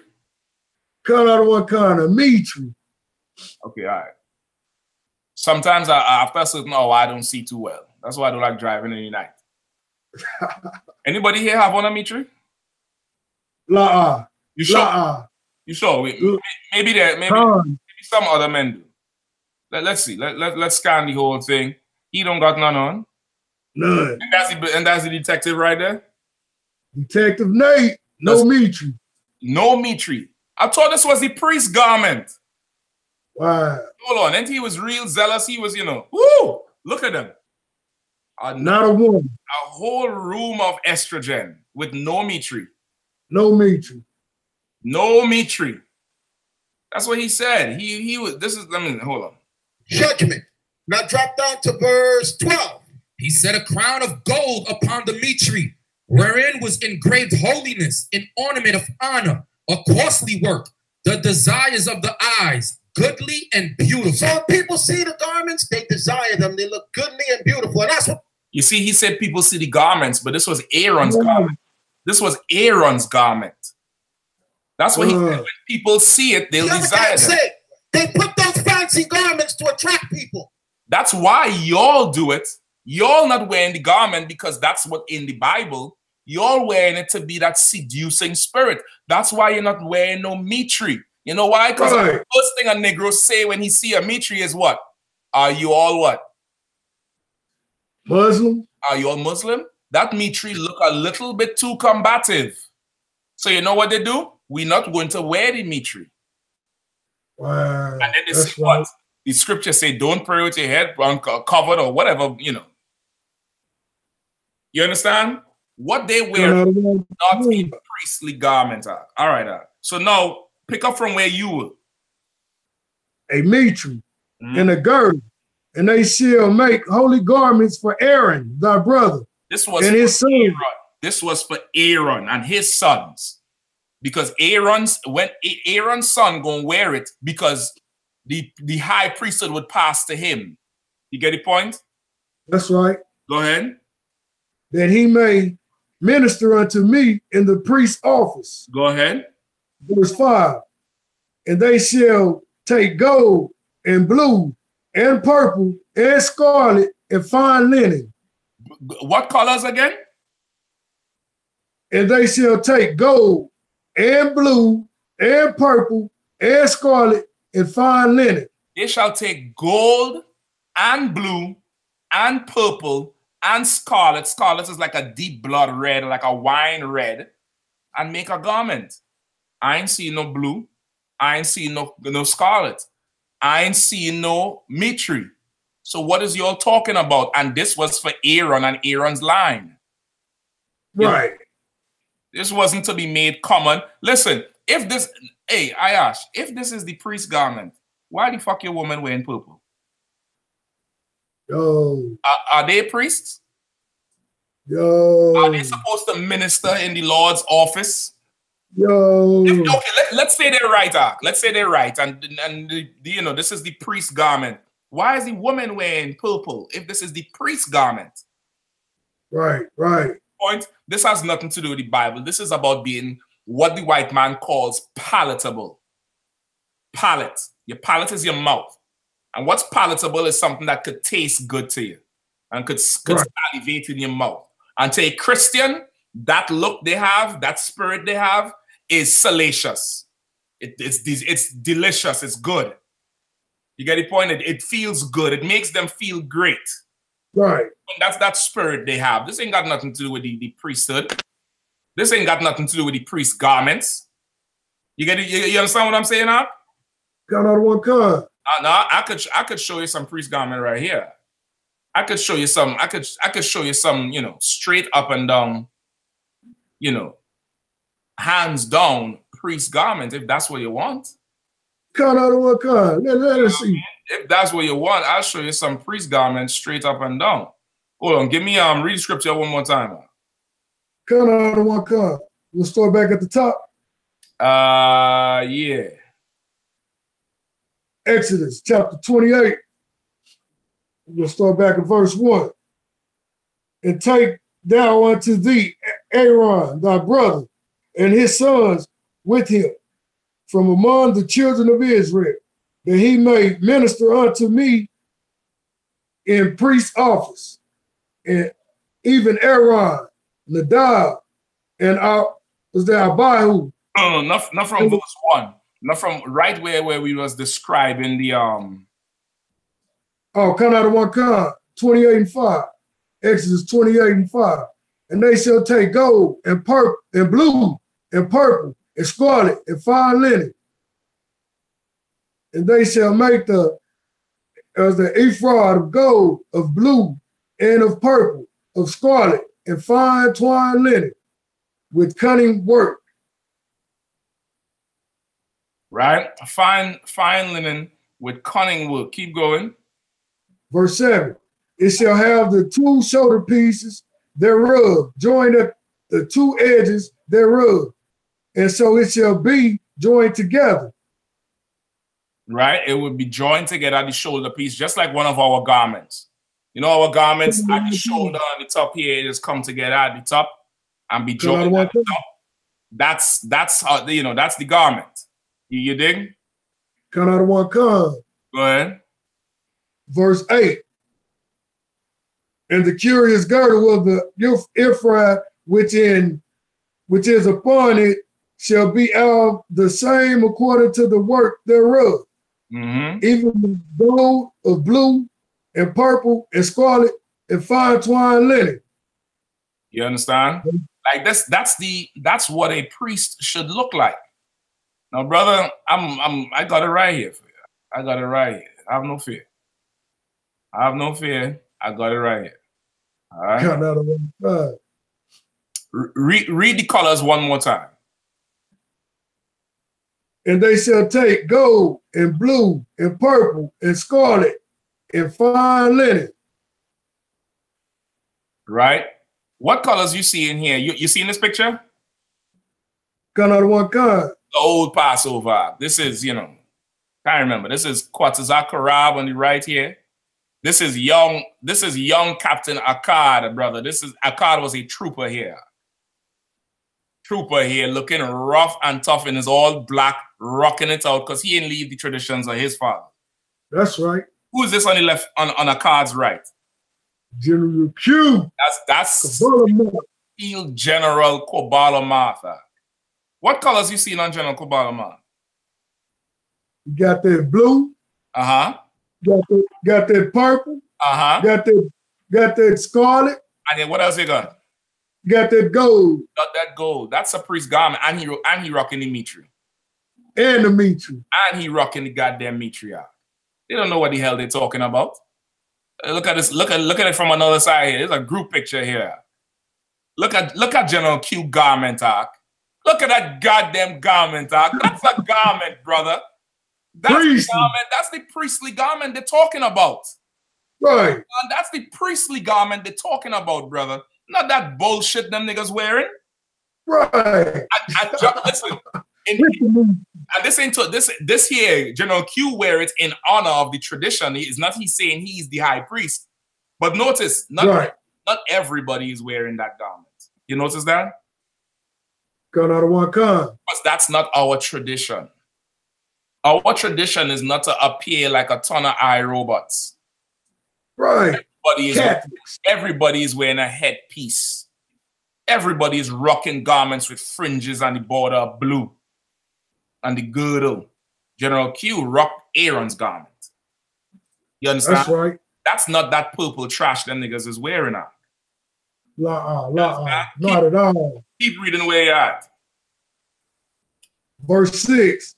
And they shall make the ephod of gold, of blue, and of purple, of scarlet, and fine twined linen with cunning work. Go ahead. It shall have the two shoulder pieces thereof, joined at the two edges thereof. And so it shall be joined together.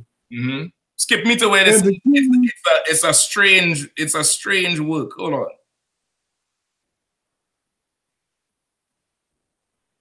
Go ahead. Verse 8. Verse 8. And the curious girdle of the ephod, which is upon it, shall be of the same according in the work thereof, even of gold, of blue, and purple, and scarlet, and fine twined linen. You understand? Like it's giving you the combination of colors. It's a royal thing. Even if you look at the coat that Jacob gave Joseph, it's a colorful, bright type of coat. Like we that type of people. We are not everybody look the same. Where is that? And once again, if this is what the priest wear, why is your woman wearing purple? This is a priest garment. This ain't right. Give me the Bible dictionary. Give me the Bible dictionary. Give me dress.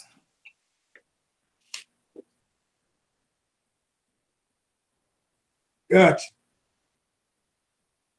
Okay. Zondervan Bible, Compact Bible Dictionary. Right. Give me woman's dress. Cut out one con. Woman's dress. Among the Hebrews, neither sex was permitted by Mosaic law to wear the same form of clothing as was used by the other. You understand? It's in our law. That's the Deuteronomy 22:5. It's in our law that you can't wear the same clothing a man wears. You understand? That's right. Pants a man wear, a woman ain't supposed to wear. The shirt a woman wears, a blouse, a man ain't supposed to wear. Aaron, as a man, was given a high priest garment. Why is your woman wearing purple? Wow, cut. That if the purple is a royal garment for the priest, that's a man's garment. A woman not supposed to wear that purple and gold trim. If that was even true. But that's not even true. You understand? It's not even true. Hey. UPK is true. You understand? And while we at it, brother, skip over right to the next side where you see the headdress. Come out of one cup. The headdress was chiefly worn as a protection against the sun and a finish to a completed costume. You understand? Like listen, it's so spiritual. Like he says, it finished a completed costume. The way we dress was like a costume to them. Come out of one cup. Because that's how Israelites dress. You ever see brothers when they step out? It's, you know, we dress fly. We too flashy for a heathen. Come out of one cup. Like a whole ton of. You ever see the white man's best suit? The white man's best suit looked like the suit he had on yesterday. Like you can't with a small little, you know, Louis Vuitton somewhere under the collar. You don't even know what the hell he wearing. Come out of one cup. Different, we wear something that you gonna know what it is, and it looks, I mean, totally abnormal. It's just like Salaki cap, just like Jake in the world. You get a fresh fit, you got to get the cap to go with it. Listen, you finished my thoughts. I was just about to say that. Israel don't go nowhere without a brim. Your lid is important, You have a lid for every outfit to complete the outfit. The brim gotta match the shoes. That's right. That's it. Got to. Israel, that's in the Bible, but these fools don't want no headpiece. They don't wear none, but yeah, they following, you know, the Lord. Yes, and once their whole movement is to seduce. It's a Christian vibe. You understand? The way that garment that General Q wearing is too hardcore. So right. What General Q wearing is too hardcore. Forget about it. Look at Quatazakara back there with the red and the black, the shield, the ice grill, the headpiece. They hate. Now here he was talking shit about you and your grill. You ain't know that shit biblical. You ain't know Solomon had rows of jewels in his mouth. Rose. Nah, he don't want to hear that though. You don't want to hear nothing about that. You know what I mean? Go ahead, keep reading that. It varied from time to time, according to rank, sex, and nationality. Get me? So now your headpiece would be different based on where you was. Like a lot of young brothers wear the war scarves. Some generals like the war scarf. Some generals like the mitris, like General Q wearing a mitri. You see General Katham down here, right? That one a war scarf. You got it? Like it's different, and the woman headpiece is different than the men's. Look, Captain Nafak out here wearing a leather headband handcrafted himself. You get me? It varied, right? Keep going. And when it say nationality, it's talking about within the tribe, like Gad or Issachar. Like you come to the Passover, you see how McCall come out with the full feathered hairpiece out. You know what I mean, looking like a straight up, you know, Cherokee brother. Looking like, you know, he had the horse park up outside with no saddle. That's right. Go ahead.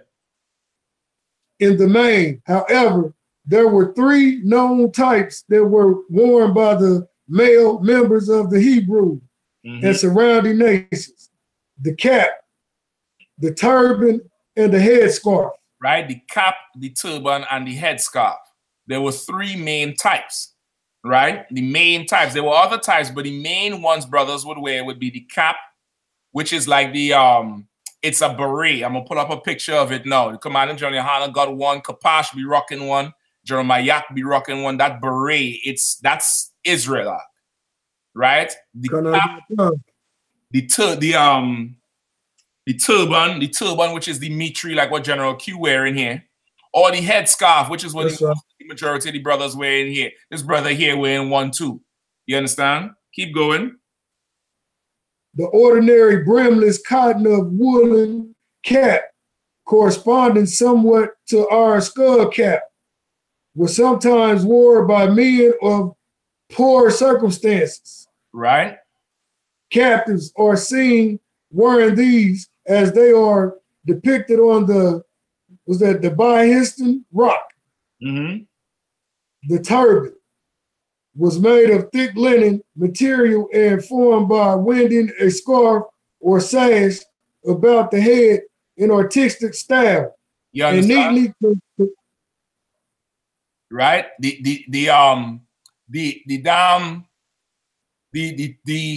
Salakia, I don't need you. Let me pull up this one. Read that last part again. The turban, what? Come out of one card. Let's see. And the turban was made of thick linen material and formed by winding a scarf of sash about the head in artistic style and neatly concealing the ends. That of the high priest was called a mitri. You understand? A turban, the one that the high priest would wear, that would be a mitri. See General Q wearing the mitri right here. Come out of one card. You understand? He wearing that mitri right there. Let me show you the cap that they're talking about. You see the beret that the general wearing? That's right. That's the cap they're talking about. General Katham wearing one here too. All right, this is old school art. This here is, old school art. Old school 8 and H. That's our culture. That's our culture. If you want to talk about, priestly garment, that's priestly garment. That's royal apparel. That's rich apparel. Not, not that, filth you all wearing. Not that horse apparel you all wearing. You get it? Wearing the same color as the women. Listen, and it's the woman wearing the same thing. You're talking about, okay, a man not supposed to wear what a woman wear, and a woman not supposed to wear what a man wear. But nigga, your woman wearing the priest garment. You're wearing something right. with purple and gold. What the hell is he talking about? If the colors matter that much, then the woman is wearing the colors of the priest. You get me? The woman is wearing the colors of the priest, and they don't get it. They don't understand it. But brother, this is not for them. I pray they all stay there and build that church up nice and strong, brother. Build that church up good. Get some tambourines and, get a bad, drummer. Build that church up fantastic, brother. This is for Israelites who don't know no better and want to know the truth so they could understand the truth, so they could come in Oklahoma and find you. You get the point? Because wherever you go, their men leave. They run away. You get the point? Wherever you are at, they see you and they turn the other way and say, oh, we got to go call for help. Right. And wherever they're at, you always deep. First you was 15, then you was 20, then you was 35. Right. Shalom, one man say they heard crickets, the next man say, no, it was a resounding shalom. You can't get your story straight. Hey. So you can't get the truth straight. No wonder. You understand? That's why they be butchering them scriptures. Say again? They be butchering these scriptures. Brother, I think just like you just showed them their fast on the priestly garment. They had that all wrong. I mean, they just butchering the scriptures. That's it, Ak. And everybody would look at it and listen to them because they think they hear in the Christian church purple is royal and purple is godly. But it's not a purple garment, it's the priest garment. There's a way it has to be, and they ain't wearing it. You get the point? They for sure ain't wearing it. You dig? Coming out of one car. Like General Hughes was straight up and down how I described it. He was like had the air garment on. With the meat. He was wearing what the Bible described. And he wasn't wearing it as a uniform or wearing it as a, you know, this is what we wear. He was wearing it in honor of the high priest garment, that style that the UPK respects tradition. That's right. UPK respects, you know, what was laid down before. So we wear it in honor of it, not to start a whole religion over the shit. Listen, there's only two people in the Bible that's dressed in purple. The whores, like in Revelation, and the rich man that hated poor Israelites. What am I talking about? What am I talking about? Talking about Lazarus and the rich man. Come on, give me it quicker. Give me Luke 16. Jump me right there to Luke 16 quickly, brother. Count out of one car. I mean, quickly. Once again, I'm this here, brother. You know what I mean? From time to time, I like to check out what's going on wrong. This fantastic school that Commander Gen.YAHANNA done built through the grace and mercy and strength from the Most High power and the spirit of our King Yahushua, with the help of brothers, with loyal brothers in General Mahaiman and General Mayak and General Hazayan and General Shalman, General Katamguban, General Kubalamat, to raise up this nation city by city, state by state, street by street, alley by alley. All right, this is for them. That's who this is for. To correct whatever they might think, because once again, this is a seducing spirit. Seducing spirit. But they ain't gonna seduce me though. They ain't gonna seduce me at all. I like them old rough head, them old hard-headed sisters that they can't handle. Got out of one car. Like them old hard-headed sisters they can't handle, you know, them one wife woman that they, you know, they that's them. You get the point. I don't want that type of woman. And from what I'm hearing in there, out the own mouth, them women hoeing. Right. Them women hoeing. The brothers committing adultery. And okay. The brothers committed adultery and not just confessing on themselves, they're snitching on the bitches too. Yeah, you know what they say? The brothers come to tell, but the women is being secret about it. The brothers is snitching on the broadside. Yeah. Yo, I.S.U.P.K. I can see the text going out now. Nigga, I gave you some pussy. You told. Oh, no. How can you love your brother sleeping with his rib? Listen, I can't expect anything more from men who deserted Christ. What could you expect? You deserted men who, you know, lived and died for this. You think they care about anybody living? They don't care about they don't care about the brothers who passed. You dig? Right. No honor. No honor. Honor at all. There's no honor, no integrity. UPK straight up honor and integrity. We carry on the tradition of this Bible, of the priesthood, the prophets. You understand? We carry on the tradition of Yahushua, our King. Damn right. Give me Luke 16 on. Right? Luke chapter 16, so the verse 19.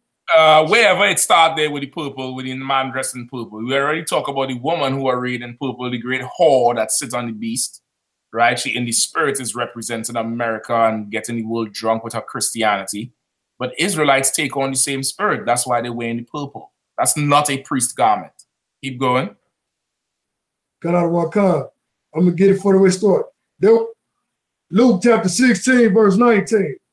There was a certain rich man which was clothed in purple and fine linen and fared sumptuously every day. Right? A certain rich man clothed in purple and fine linen, like them. Now, this rich man wasn't clothed in the priest garment. This rich man wasn't clothed in what was described as the high priest garment. You dig? He was just clothed in purple because purple was a rich man's garment. it's a Christian garment. You get the point? It's not a priest garment. It's a Christian's garment. That's right. You understand? It's a, you know, hold on. I think they need some help. I think, you know, help here, brother. It's, you know.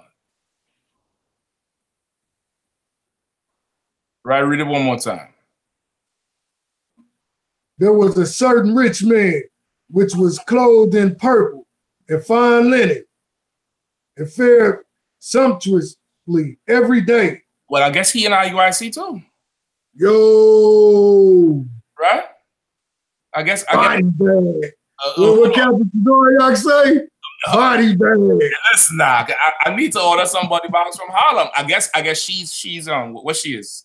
Sister? Yo, I.U.I.C. So I guess she's a prophetess, right? Yo. No, this is the purple is just it's a symbol of wealth. You understand? But that is not the priest garment, which is what they confuse everybody to think is the priest garment. But that's not the priest garment. You understand? That's not what Aaron wear. Aaron would dare not look so gay. Wow. You understand? Aaron would dare not look so gay. Where's the gayest of them all? Y'all remember this fella here? I guess he's the bishop then. I guess he anoint Nate. Yo, Bishop. Listen, Nate, I'm about to have sex with these boys and catch AIDS. You go be the new bishop and build a new Christian thing that the world has never seen. You know. Man, and go to Africa. Listen, and go to Africa. Go to Africa. And go to Africa. Don't touch these boys on the Western Hemisphere. I already have them. But go to Africa. You could have the Eastern booty. Right? You could have East Coast booty. You get the point? This is the purple has nothing to do with Christ, the Spirit of Christ, or what men of the Lord wear. The purple was always a garment that rich people wear to show that they were rich. Right. And to exalt themselves above. You get the point? That's not the priest garment. We read what the priest got. And you notice something now. Eddie Long don't got no headpiece. This woman, she's supposed to have a head covered. She ain't got shit on. The only one who have a headpiece is the devil. The devil. You understand? He got a head. And now he covering his head. and he fully covering his head. That headpiece ain't biblical. You dig? Wow. A certain man named Lazarus, and you know, Lazarus, keep reading. Come on, verse 20. And there was a certain beggar named Lazarus, which was laid at his gate, full of sores. And desired to be fed with the crumbs which fell from the rich man's table. Moreover, the dogs came and licked his sores. Okay, verse 22. And it came to pass that the beggar died and was carried by the angels into Abraham's bosom. The rich man also died and was buried.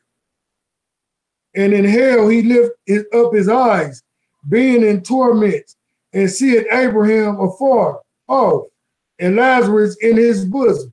So, okay, so now understand this. This is a parable Christ is telling, you know, is telling people that this rich man, he had no compassion for the poor. You get the point? Right. And this is a parable about the rich of Israel hating the poor of Israel. You get the point? And once again, the purple is representing the rich Negroes who hate poor Negroes. You get it? Right. Or the purple would represent a whore, or somebody who has a whole spirit. You get the point? That's where the purple, that's the famous purple in the scriptures. You get the point? Right. The priest garment is not purple. You understand what I'm saying? So who they are, they hate Israel. They hate Israel. Listen, I ain't got to listen. Let's just line them up and knock them down real quick. I know it's getting late for you. You know what I mean? But shit, whatever got to be said, right? Yo, it is what it is. Let's line them up. You know what I mean? These is people who hate Israel. It's illegal to have a charcoal grill in the park here. You know, it's not actually. I just looked at the map that says this is a designated barbecue area. No, not for a charcoal grill. No charcoal grills are allowed. You must not have looked at what kind of grill are you not allowed, and why are you so bent out of shape over them? Because it causes extra money from our city to do things when children get injured because of mental problems. Yeah, whatever. Just an excuse to call the police, right? Just an excuse to, you know, get down with it. You know, this is them. This is their spirit. To hurt children out here. Your ass going to jail. If I'm in your neighborhood, you going to jail. You know, if I'm in your neighborhood, you going to jail. I'm turning you in. They made Cape, so they know what they saying, but they be trying to deny it. The proof is in the pudding. That money. You understand? That's a fresh free $2,000. If I'm in your neighborhood, you go into jail, right? Going to jail. Right? Well, listen, they in our neighborhood too. Ain't no doubt these white people hate us. And every time they are around us, they try to put us in jail, right? That's right. That's them. Let's watch this. You remember this one? Class. I see on the list being wanted, your ass going to jail. Why y'all complaining about whatever that guy's name? What is that? Whatever his name is. Brother, let me tell you, you see the dude on his left? In the black? Right. Yeah, he can't believe he said it. I can't believe he said that shit out. Why I see on being wanted, your ass going to jail. Why y'all complaining about whatever that guy's name? What is that? Devon Martin. You can't even give your brother some sort of respect, you purple faggot. You bastard. You wicked amongst we care about Trayvon Martin and all the brothers. Say again? We care about our people. You goddamn right we care about our people. You goddamn right we care about our people. So what? Anything go down in Oklahoma City, I.S.U.P.K. Oklahoma is on it. Better believe that. I ain't hear them say nothing about Daniel Holtzclaw who was raping them women, but I did see you out there. I did see you getting the interview with the woman. I did cover the sister who went in the church and confront the pastor about molesting her. I did see you. I saw you going up in the campuses in Oklahoma. Where's the university down there? Oklahoma University? University, OU. Right. OU. I saw you going down there and interviewing people on different things. I saw you going down there and confronting people on the flag issue with the Confederate flag. That's them doing shit, but they don't respect black people. Once you're poor. But if you're rich, though, you could come and wear this goddamn gay purple. Right? Look, the brother next to him, look at him like, what the fuck is going on? The brother looking at, and then he look at the big eye one, like, nigga, what the fuck is you talking about? Right, like, is he really saying this? Is you really saying this? Because this brother, you know, he definitely probably think this is the truth. Gets seduced in by whatever, you know, the colors. And, you know, following them. But there's one way to serve the Lord. There's only one way. That's right. Either you're ice cold or you're flaming or you're fiery hot. You cannot be lukewarm. And they are lukewarm. You could drink that. You could drink something lukewarm. That's room temperature. Right. You ever drink an ice cold beer? Could you drink that down or ice cold water? Your throat will start closing up. Right. Real talk. Could you drink boiling hot water? Hell no, it's too hot. Yeah. That's we extreme, Mark. We are absolutely fanatical about this thing. We are absolutely ice cold, fiery hot about this thing, but they are palatable. They are something you box up in a gift and send to somebody. Oh, look at this big cute purples, fat teddy bear, son of mine. That's it. That's not the UPK. And you know, sadly, you know, the spirit of Christ is not lukewarm. He's not somebody that's easily to digest. But it's the truth. Right. It's the truth. But listen to Purple. Whatever his name is.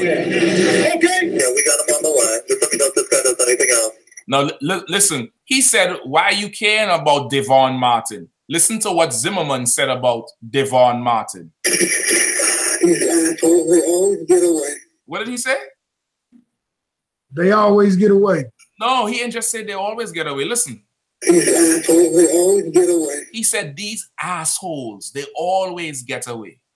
Right. Young 15-year-old boy, he's an asshole. So these little 15-year-old white kids that shooting up the schools, they ain't assholes though. But this little boy with a little bag of Skittles and some iced tea, he's an asshole. And these purple faggots, they don't give a rat's ass about our people. They always get away. They always get away. Here's an accusation. Brother, this big eye sodomite here, it should be a crime for him to this eyes to be so goddamn big. I just want our people to see this. Listen, they gonna really look at this. See what's going on. Goddamn right. They're gonna see it. They're going to see it, brother. Because for sure I see it.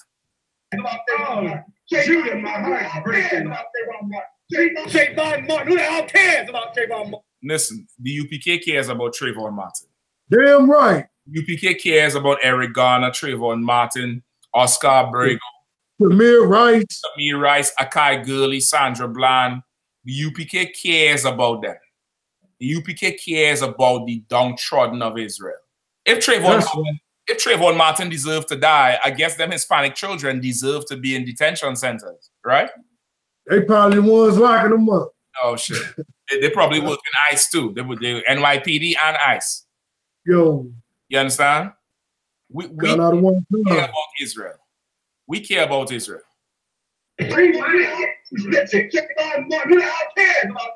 Listen now, this is a little boy. This is a little boy. This is who we talking about. Right. They hate black people. They hate black people. These same purple sodomites hate black people. Look at him dead and stiff, mouth open, eyes open. Who the hell cares about him? Young brother. Could have been your son. Could have been your cousin. Listen. Could have been your little brother. You know what I'm saying? One of them don't care. One of them put to death. Well, the cops killed one of their sons. And they was down there talking about how unfair it was. No, what good for the goose, good for the fucking gander, nigga. That's right. Good for the gander. Who cares about Trayvon Martin? Who cares that your son get laid out by? He should not have been trying to attack the cops. Right. That's the purple line. Rebellion. You understand? And he gonna say he was rebellion against the white dude. The white dude didn't have no kind of authority or nothing. What are you talking about? They believe the white man is the authority. Once again, who is the God of Christians? So-called white man. And listen to what he said. So resisting the power if you decide to go against the white man power. The scripture says whoever resists the power, that's right, screaming and flailing around like a sodomite. Just for Abigail, conscience. This short dude who much smaller than you is a big sodomite too. Look at him. Resisting the power if you decide to go against the white man power. Even his voice tripped. Because the estrogen is coming through his beard, it's coming through his eyes. The scripture says the power, whoever goes against the power, you said whoever goes against the white man's power. So the white man is the power. That explains why he ain't collecting no tithes. Why, according to you, marriage is a license and not sex because the white man says so. Right. That explains to you why you could only have one wife because the white man says so. And that explains why you wear the purple because the white man like that look. Right. Yes, that's because the white man is your power. You're a goddamn Christian. Your whole organization is Christian. That's why your woman hoeing out of that purple garment. What we gonna do? That's what happened to that young man. That's all what happened to that young man. He decided to go against the white man. Say he tell him to stop. Why he didn't stop? Why the fuck I had to stop? Some white man tell me stop. I had to tell him stop. Listen now. Where I live, brother, sometimes insurance agents come to the neighbors, and if you know white people, they like to come in the neighborhood, park up two houses down, and just sit and watch. Right. I go outside and I watch them, and as they come out the car, I ask them, "Hey, how are you? What are you doing here? What's your name? You have a card? Okay, I don't know. I saw a strange car sitting in my neighborhood." I treat them like they would treat us. Damn right. He better answer me. He talking about you stop when the white man tell you stop. That devil better stop when I say stop. Shit. That's right. You get the point? Ain't stopping because some white man say stop. What the hell is wrong with you? You ain't doing nothing wrong. But the white man is your God. It's your power. Rebellion. Right. He was rebellious. Right? Look at this. Once again, IUIC hates blacks and Hispanics. It's the truth. Right? This was in Tennessee. Some young brother was breaking into cars. The cops caught him. These Negroes wrap up whatever they was doing, whether it was camp or Sabbath or whatever it is they was doing, and proceeded to go and blaze on the brother in the backseat of the cop car. Like, nigga, what the fuck is that doing? But once again, that's what Christians doing. You going to hell. You wicked.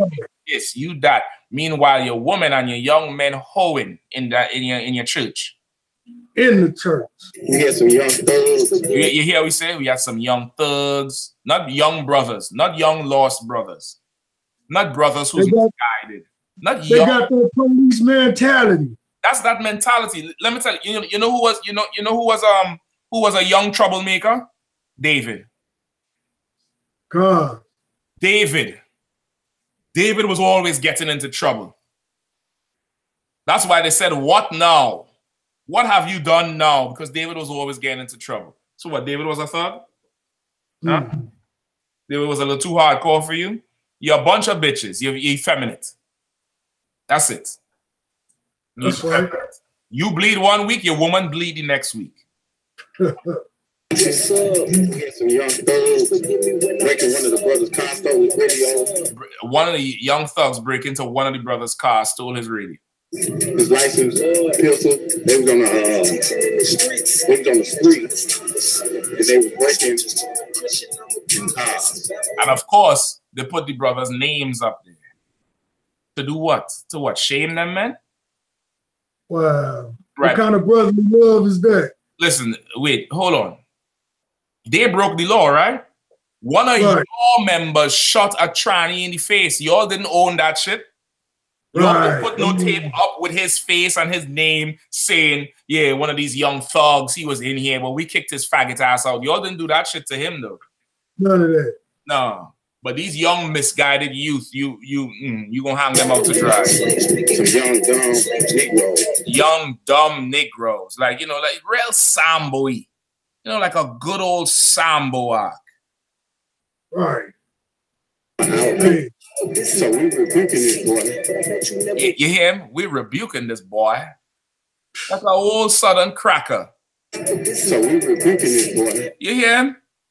Right.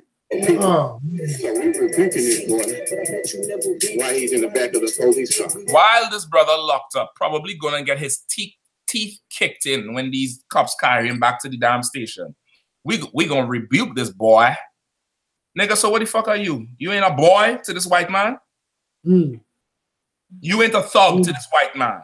Oh yeah, no, you're not a thug. You wear purple with skirts around the ends of the t-shirt. Right, on the t-shirt. Yeah, you cut your hair low and don't wear no headpiece to look intimidating. Right. You wear that good purple. You wear that good Christian purple to make sure the white man know you not a thug. That's why the cops shot one of your sons.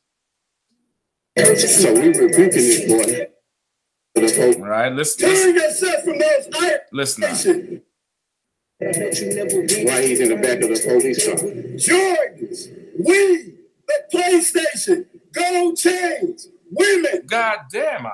You gotta turn yourself from those idols. Wait, this nigga said Jordan. Wait, hold on. Hear that shit again.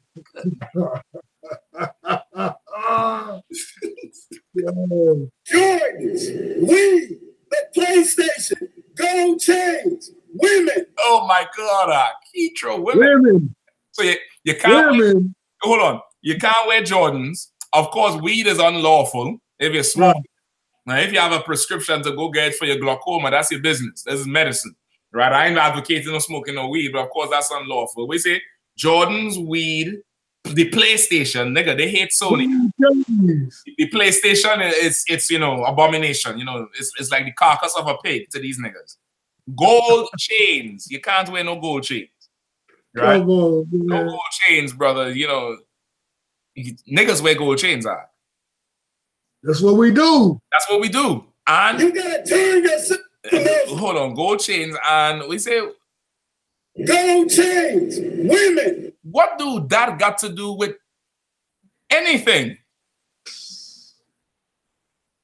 Man, you trying to let us know something?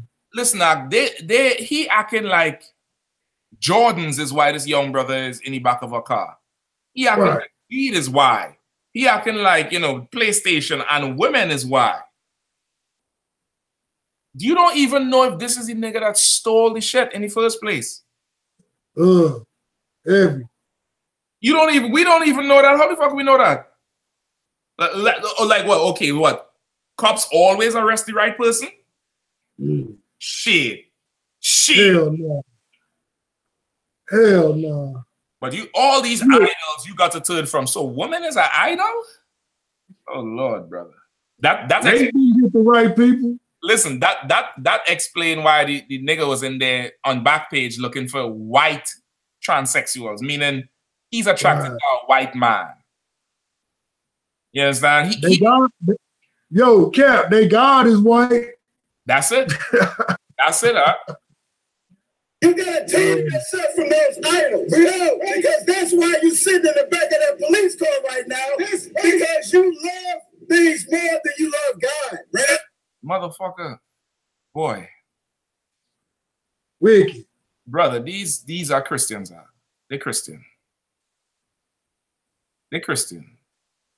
They would never go up to that brother if they saw him with their own deck in their hand, saying, "Listen, give me back my tape deck and go home. I ain't calling the cops on you, but go home. Give it back to me." They won't never do that shit. They never talk to that man like that without Esau being there.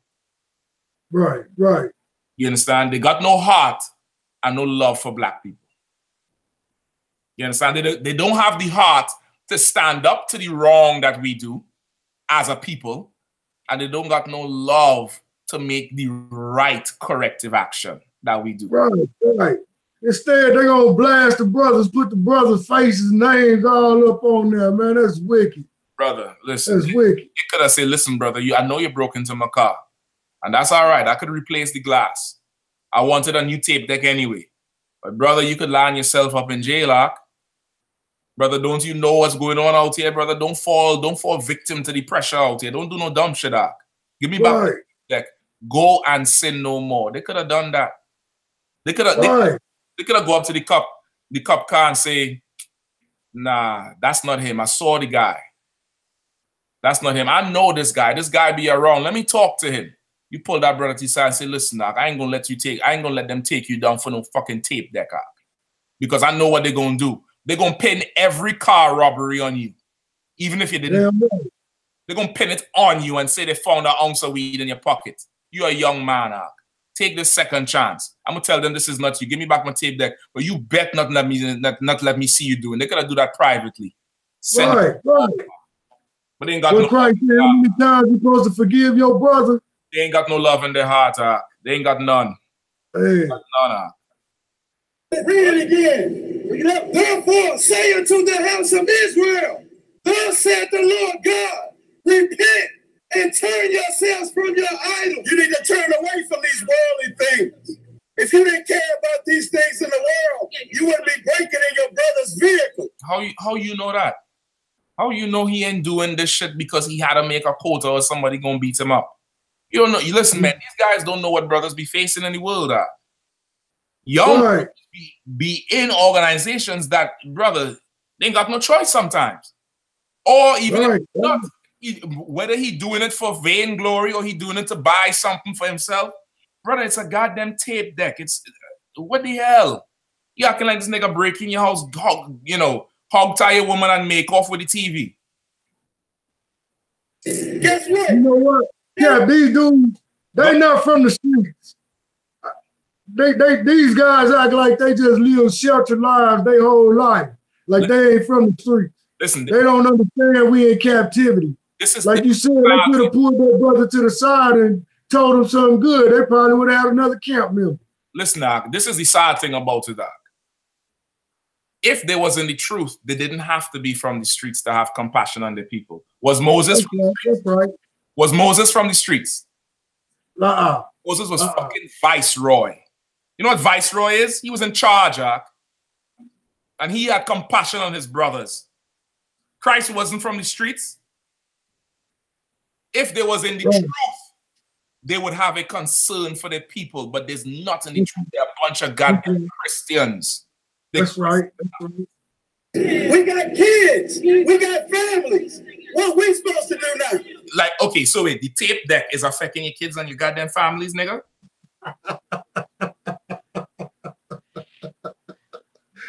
Now, you just want to blaze on this nigga, this old boy. We got these young thugs, this dumb Negro. Taking in your brother's vehicles. Guess what? We got jobs. We got kids. We got families. What we supposed to do now? Shut the fuck up, you Christian. You just Christian as could be. You just, you know, you just Christian. You understand? You just goddamn fully Christian. Now listen to this. Leader of this so-called camp, that this is what Christ would do. This is Christ. This is third from Christ. Or what is it? Third from God, whatever the hell they say. Madness. This is how they roll. Play that.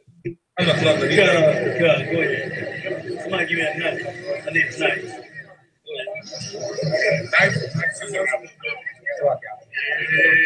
That's right. That's right. That's right. Give me that purple one.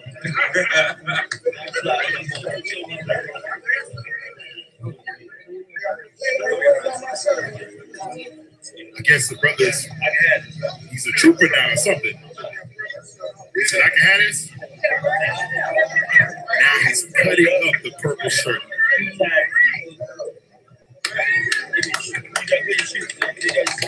Right. Watch this. Watch this.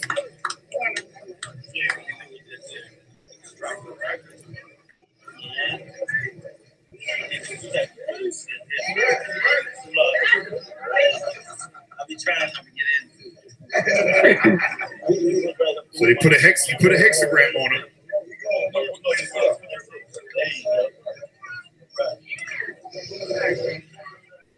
Now he's tying purple to the bottom of his foot.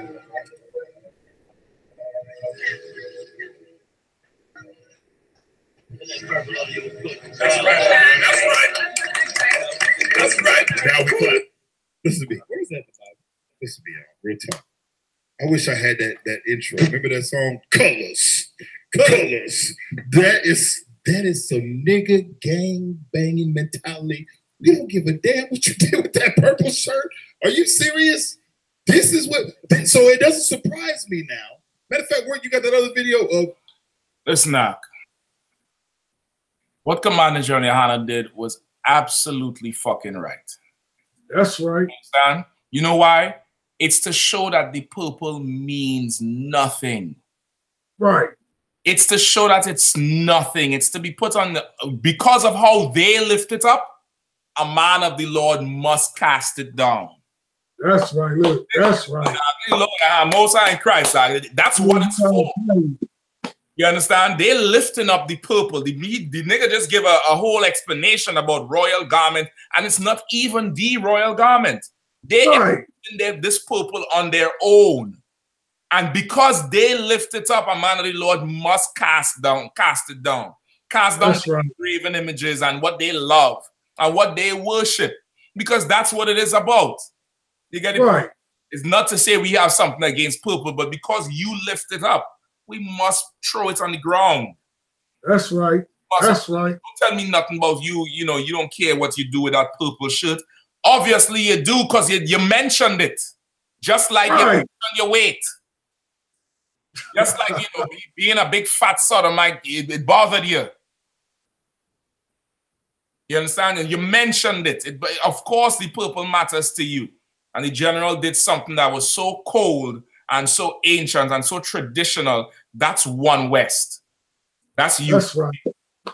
We're going to disrespect the hell out of it and call it for what it is. A bunch of black and Hispanic hating Christians. You get the point? Tie that shit to your foot, you goddamn right. That's right. Right? What's his name? The brother with Welvin.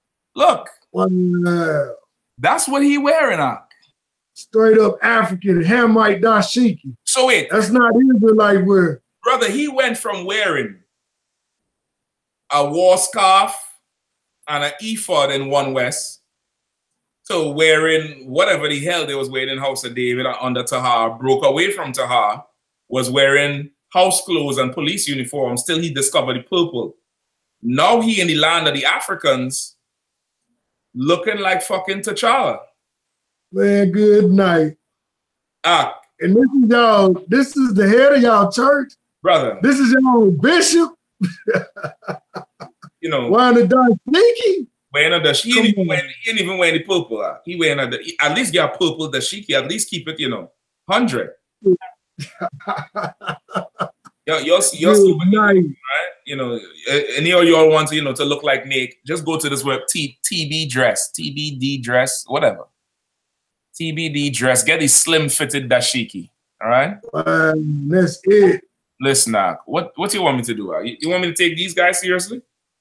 You want me to take these guys seriously? Niggas who would leave their food on the counter and run off because what? Men who was behind you was deep? Mm. Nah. Good night. Nah, I ain't got time for that shit.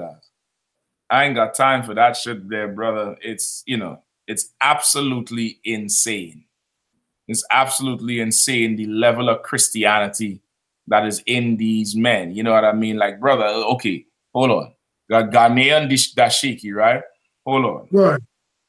TD Jakes dashiki.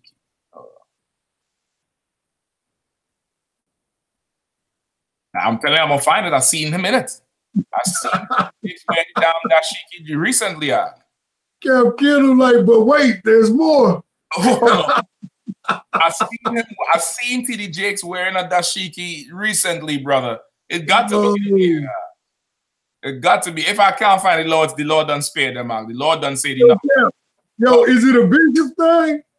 Say again? Is it a bishop thing? It got to be a bishop thing. It got to be a bishop thing. Hold on now. I'm gonna have to find it. I'm telling you. Ladies in bishop wear. I saw TD Jakes in a damn dashiki. Wearing a full out dashiki, and I'm like, yo, what is these niggas is wearing? The Lord done decide these men had enough. That's that's that. They love the Africans. That what he what he wearing here. That ain't got nothing to do with Israel. Right. You know what I mean? That ain't Israel style. You know what I mean? But this is your leader though. You'd never catch Commander Gen.YAHANNA dead in a goddamn dashiki. Never. Never catch him dead in a dashiki. And you'll never catch him dead berating some young black misguided brother. You'll claim your love so goddamn much. You'll hate black people, man. Right. You'll straight up and down hate black people. I don't give a damn what you say.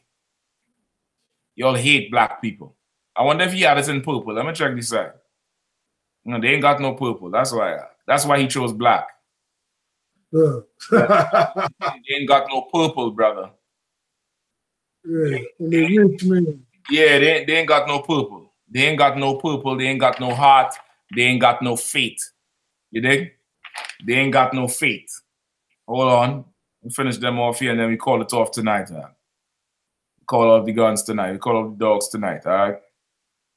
Got another one come. We can roll whatever. Carrying, doing all these things. Don't fall for that BS. These guys are just as evil as the devil himself. 13 again. One time. What's good? 13 again. It's the verse 4. Verse 4 to verse 5. Charity suffereth long, and it's verse 4. That's a man that vaunted himself. Through the Spirit of the Most High, I've done this. Right. So now he have an issue. He got a problem with this shit here. You see what I mean? God said, your charity vaunteth not itself, and is not puffed up, where they believe in their small mind that the Lord's going to use their one camp to gather millions of Israelites from all four corners of the earth. That's a third of our people, 144,000, going to come out of you. This is your camp? Are you serious? That's delusions of grandeur. That's not realistic. Brother, you see the size of this nigga eyes, huh? Hey, he look like, let me tell you, he look like one of them old crackheads. You know what I'm saying? I'm telling you, he done had a hit or something. Brother, he's literally shocked that we say, if it's not of the I.S.U.P.K. and the command GEN.YAHANNA, it's not of the Lord. I could see it in his eyes. Right. And let me say this, Cap. Go ahead. If it wasn't for I.S.U.P.K, he wouldn't be in the scriptures or trying to be and have any knowledge of the Israelites. With all them eyeballs, he can't even see that. With all them eyeballs, he take half the day to blink. He don't see that shit. Yes, nigga look like nigga look like he born surprise. He come out the room and surprise. He don't see none of that shit. Yo, that's real. That's real. Of course, the Lord isn't the Lord holy? Holy means what? Separate.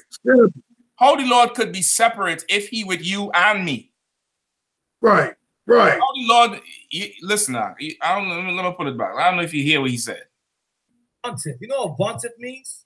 It means you boast yourself. No, ain't nobody boasting themselves more than Bishop Nathaniel. Who the hell made him bishop? Himself. Right, right. That's who made him bishop, himself. He boasts himself. Nah, of us, it's not the Lord. We're the only camp. When you hear elders say things like, I did this, I've done that. That's and nobody in the UPK ever say, I did this, I did that. It's always the Most High in Christ. That's right. In Christ. The Lord built up this school. The Lord built up this. The Lord gave us this truth. It's not the Lord. That's a man that vaunted himself and said, through the Spirit of the Most High, I've done this. That's not said. Charity vaunteth not itself and is not puffed up when they believe in their small mind that the Lord's going to use their one camp to gather millions of Israelites from all four corners of the earth. What Bible is he reading? Yo. Who did the Lord send to deliver millions of Israelites out of Egypt? 10 men? 1 man. No, 10. 1 man. 5. 1. 4. Uno. He said, let me even make an addition to that. Let me take you up a level. He ain't just sent a man. He sent a camp. He sent a reader and a speaker. He said, Aaron would be the mouthpiece. You would be as unto God. That was rank set up. You tell him what to say, he go say it. He sent one camp to deliver Israel. What Bible is you reading, nigga? How much arks it had? Did it have 10 different arks? Noah built 1 ark. That's right. Anybody else who built a boat drowned. Right. Oh. Nah, but you can't see that though. With them 2 big eyes and your glasses, you can't see that shit. And you hear what he said? Are they crazy? Is the Lord going to use one? He always did. Always. That's a third of our people, 144,000, going to come out of you. This is your camp? You see how he said? Just come on to your... Look how he put his hand, just like a woman. Yo. Just like a woman, how he put his face. Like, you mean to tell me I only one? People, 144,000, going to come out of you. Just come out of... Your camp? He can't believe it. Yes, nigga. I'm telling you that. I'm telling you, this is the school that's raising up. This is the priesthood that's raising up that government, that leadership. That's right. Scriptures it's happening every day. Listen, it's happening every day. The scriptures say some that will be raised up with Christ are asleep. It's in 1 Corinthians. Meaning some of them men is dead. Those dead men, were they in IUIC? Nah. IUIC wasn't even around when some of them brothers passed. Right.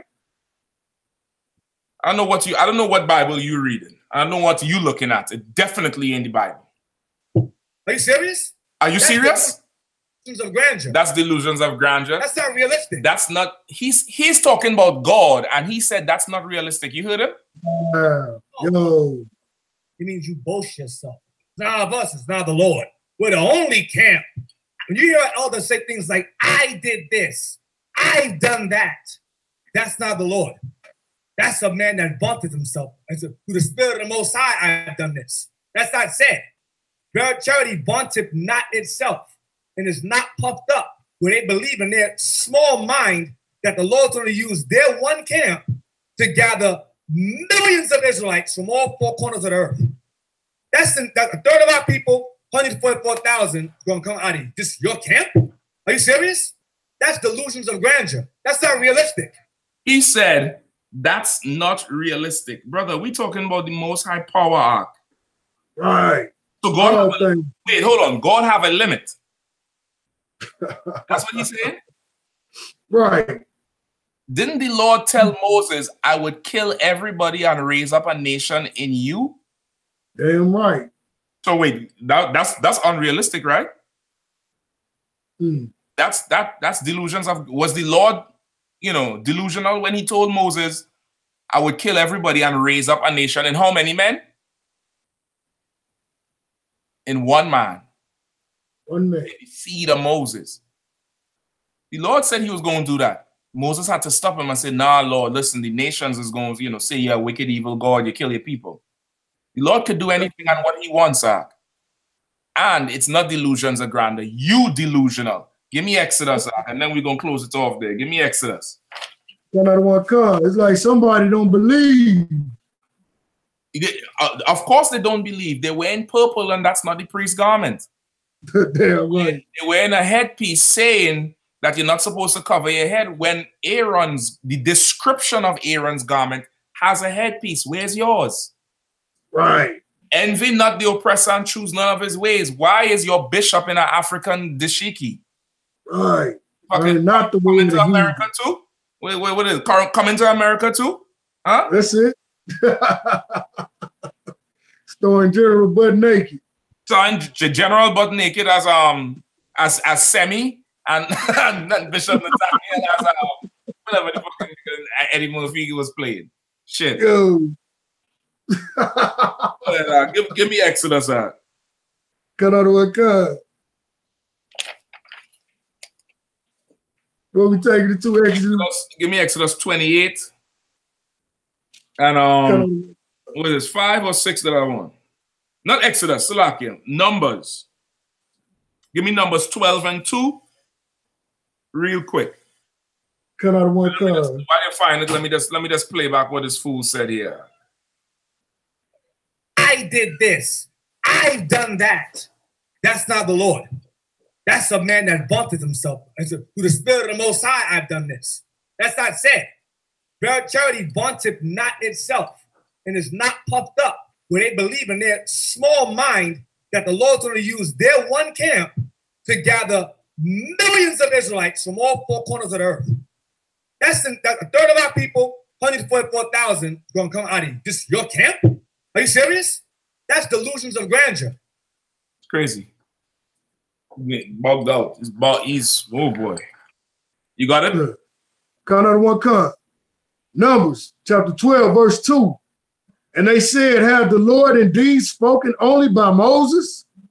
Had he not spoken also by us? And the Lord heard it. Wait, hold on. Say it again. Start at verse 1. It makes sense to start at 1? Count out of one cut. Come on. And Miriam and Aaron spake against Moses because of the Ethiopian woman whom he had married. For he had married an Ethiopian woman. Right. Now that's of course the Christian thing to do. The Christian thing to do is to, of course, look at what Moses did in his darkness, and find a way not to follow him because they didn't respect Moses. They couldn't be. The Lord chose this one man who was not highly esteemed amongst men, who wasn't, but the Lord chose him. He didn't choose your purple sodomites. That's right. Give me verse 2. Verse 2. And they said, had the Lord indeed spoken only by Moses? Mm-hmm. Had he not spoken also by us? That's what he just said. That's what he just saying. He's saying so. That means you boast yourself. I did this. I've done that. That's not the Lord. That's a man that vaunted himself. And said, through the Spirit of the Most High, I've done this. That's not said. Charity vaunteth not itself and is not puffed up, where they believe in their small mind that the Lord's going to use their one camp to gather millions of Israelites from all four corners of the earth. That's a third of our people, 144,000, going to come out of you. This is your camp? That's what he said. Read that scripture again. I read verse 2. Got out one come. Numbers chapter 12, verse 2. And they said, had the Lord indeed spoken only by Moses? Had he not spoken but also by us? And the Lord heard it. Didn't the Lord just spoke to Moses only? Only Moses? Are you serious? Just Moses? Nah. Just your one camp? Nah. Wow. That's happened to Moses, Ark. The one man the Lord sent. The Lord always chooses one. Give me number 16 quick, Ark. Then we're going to wrap it up. Come out of one card. Numbers chapter 16. You start at verse 1? Yeah, you can start at 1. Now Korah, the son of Azor, the son of Kohath, the son of Levi, and Dathan, and Abram, the son of Eli, and On, the son of Pelet, son of Reuben, took men. Verse 2, and they rose up before Moses with certain of the children of Israel, 250 princes of the assembly, famous in the congregation, men of renown. Verse 3, and they gathered themselves together against Moses and against Aaron, and said unto them, ye take too much upon you, seeing all the congregation are holy, every one of them. Hold on. They tell Moses, you taking too much upon you. You doing too much work, Moses. We all are holy. Listen to him again. It's unrealistic. Read the next verse. Doth not behave. That's not said. Charity vaunteth not itself and is not puffed up, where they believe in their small mind that the Lord's going to use their one camp to gather millions of Israelites from all four corners of the earth. That's a third of our people, 144,000, going to come out of you. Just your camp? Just your camp? So what are you saying? What you saying is there are other people that are holy. There are other people that are you see, they're so Christian, you know. They want to be special. They want to, you know.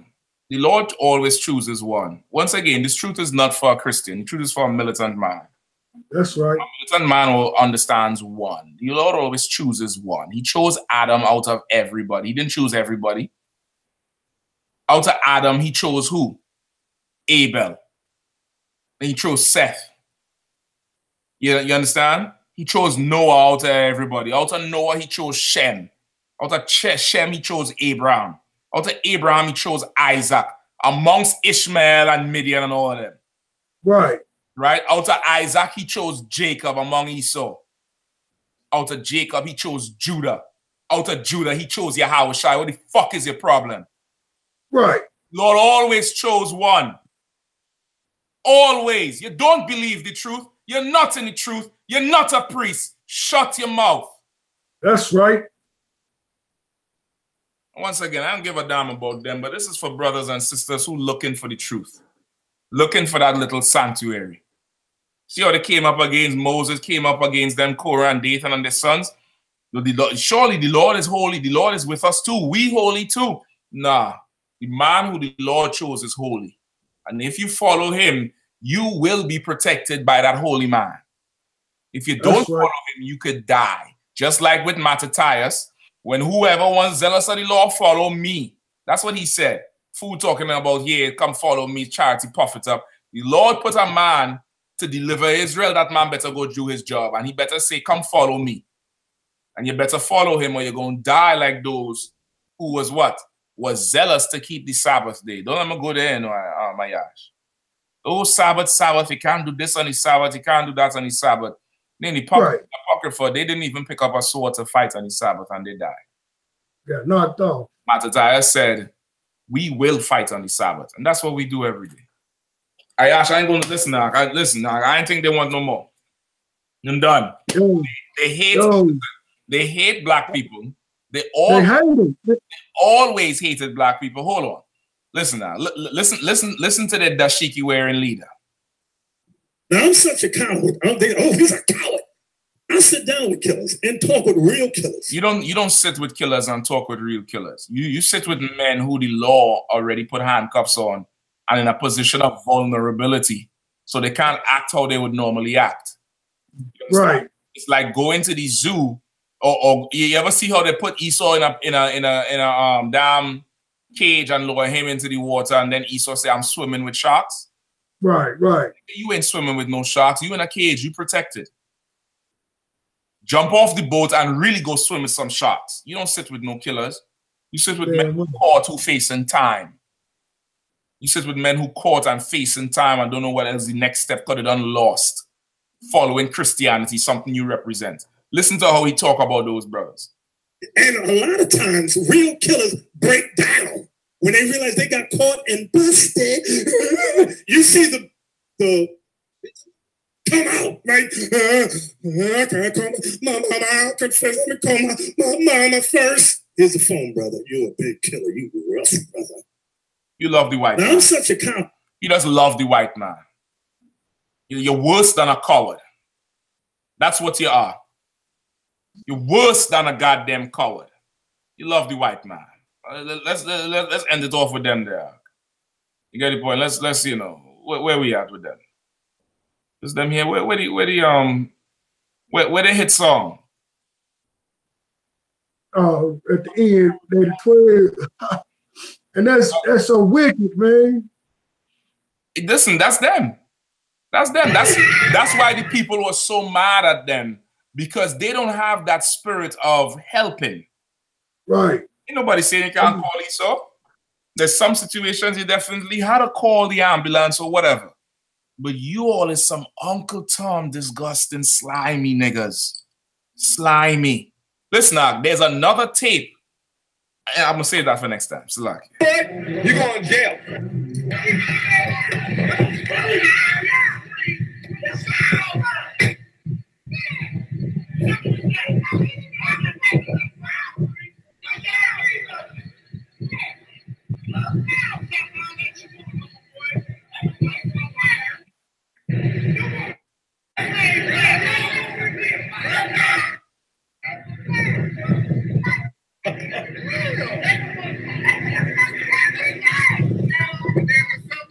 Our sisters like, yo, you're killing us every day.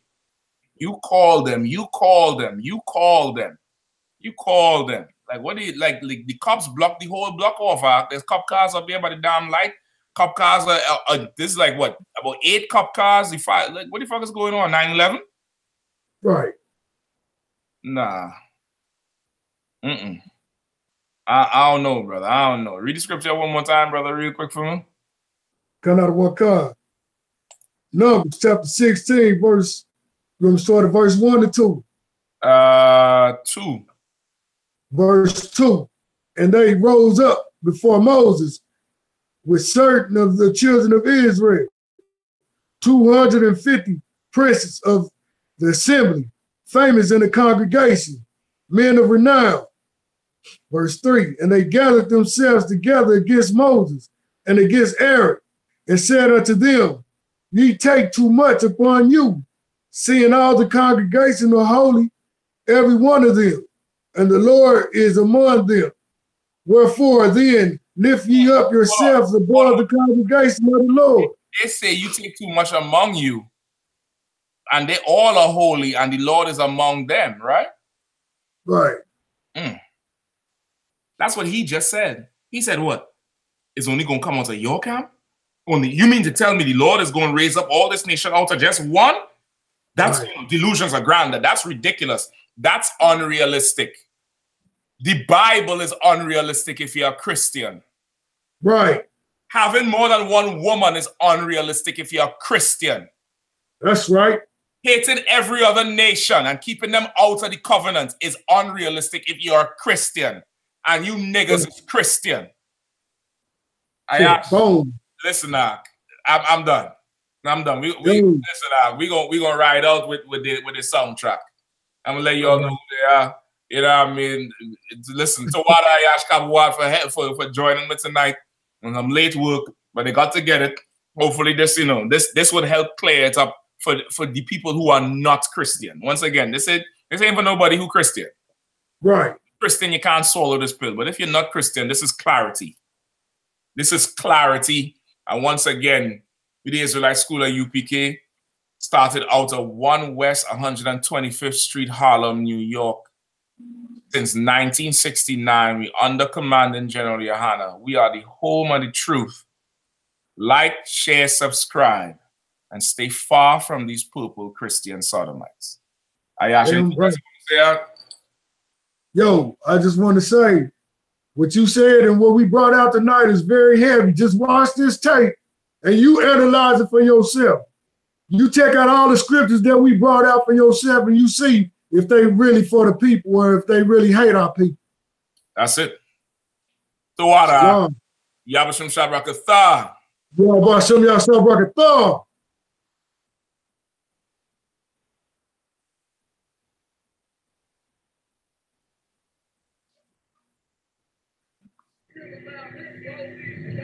All right, y'all. That's it. Come in the streets, we give them hell. We the 12. Put them in the bars with no bells. We the 12. We preaching on the streets, we give them hell. We the 12. Put them in the cell with no bells. We the 12. All I know is pricey, yeah, I'm gone. We the 12. Everybody say they know me, they don't know where we the 12. Come in the streets, we give them hell. We the 12. Put them in the cell, we the 12. We the 12. We the 12. We the 12.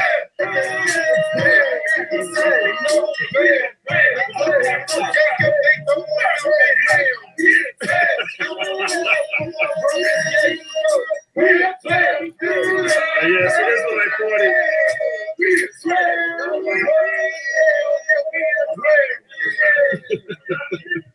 Hello, I'm Israel. This is Priest and Officer I.S.U.P.K of the Israelite School of Universal and Practical Knowledge out of Oklahoma City. I.S.U.P.K started in Harlem, New York on 125th Street in 1969, and we under Commander Gen.YAHANNA.